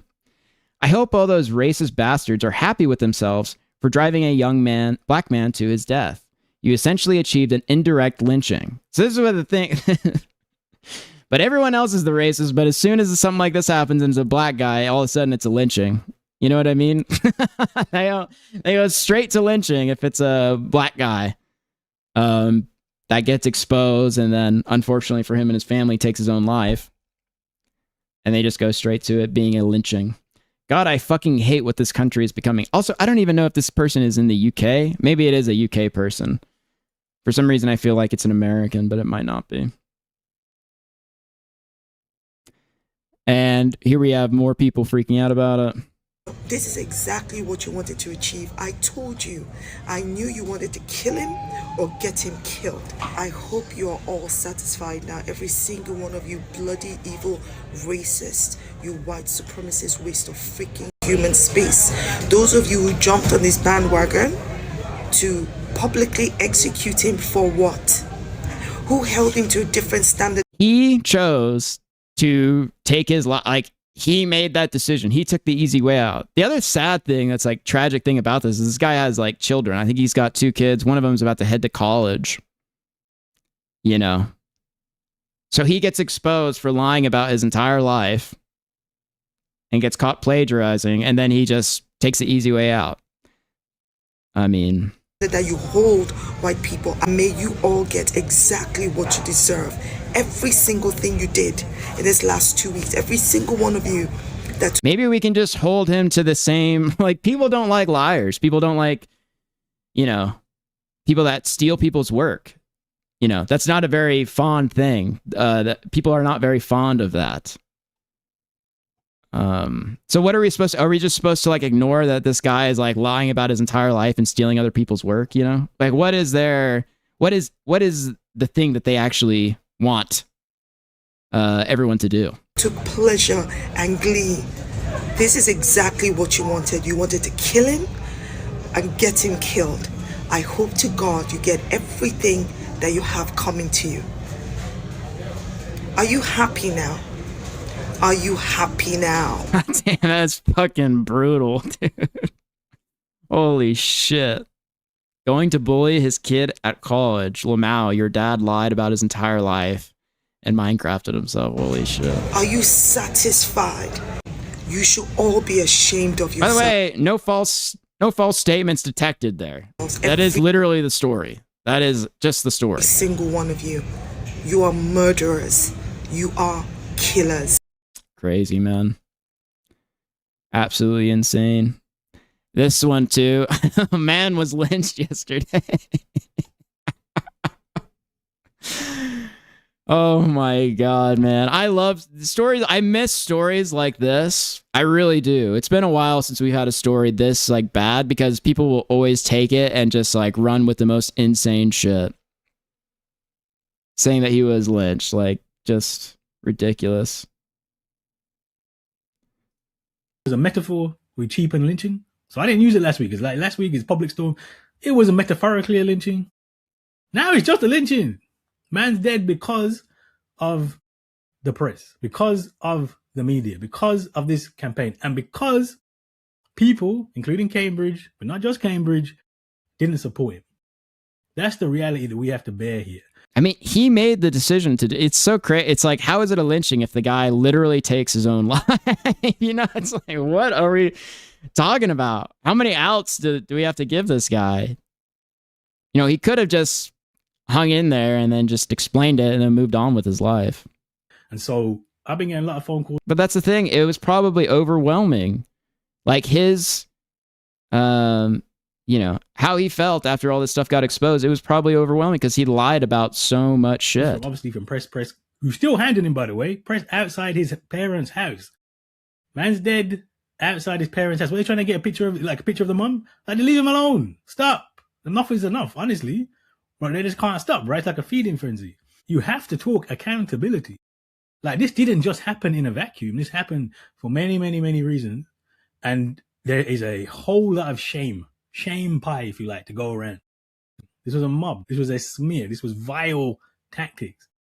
And instead of seeing that, many of us looked away and said, no, I'm not sure. In fact, instead of seeing that, many of us, man's being lynched and we're there checking his credentials. Say, well, hold on a second, should we support him? It's a bizarre, respectability politics. Because you couldn't just see what was happening and back case. And now you got a lot of people coming out supporting. I ain't hear nobody. I don't even know what the fuck this guy's saying. And back case, what does that even fucking mean? But now that he's gone, now we want to be supportive. That can't be how we behave. That can't be how we do activism. That can't be how we support each other. Right? Why would you support a guy for lying about his entire fucking life? You spend your entire life lying about accomplishments rather than doing the hard work to achieve them by yourself kind of indicates a tendency to easily give up on things like life itself, for example. That's actually as real. We have to see what's happening, understand what's happening as it's happening, and respond in the way. Someone's being lynched, you jump and stop the lynching.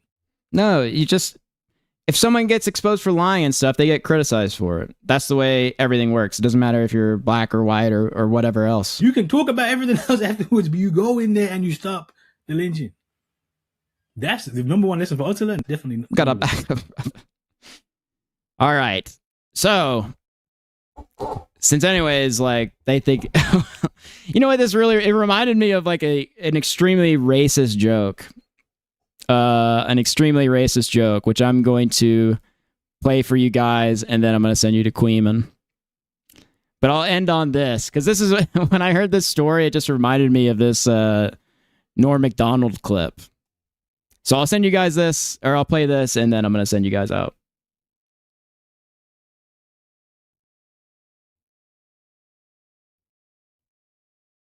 We're going to those, you know. What was your thing? Goodwill Smith?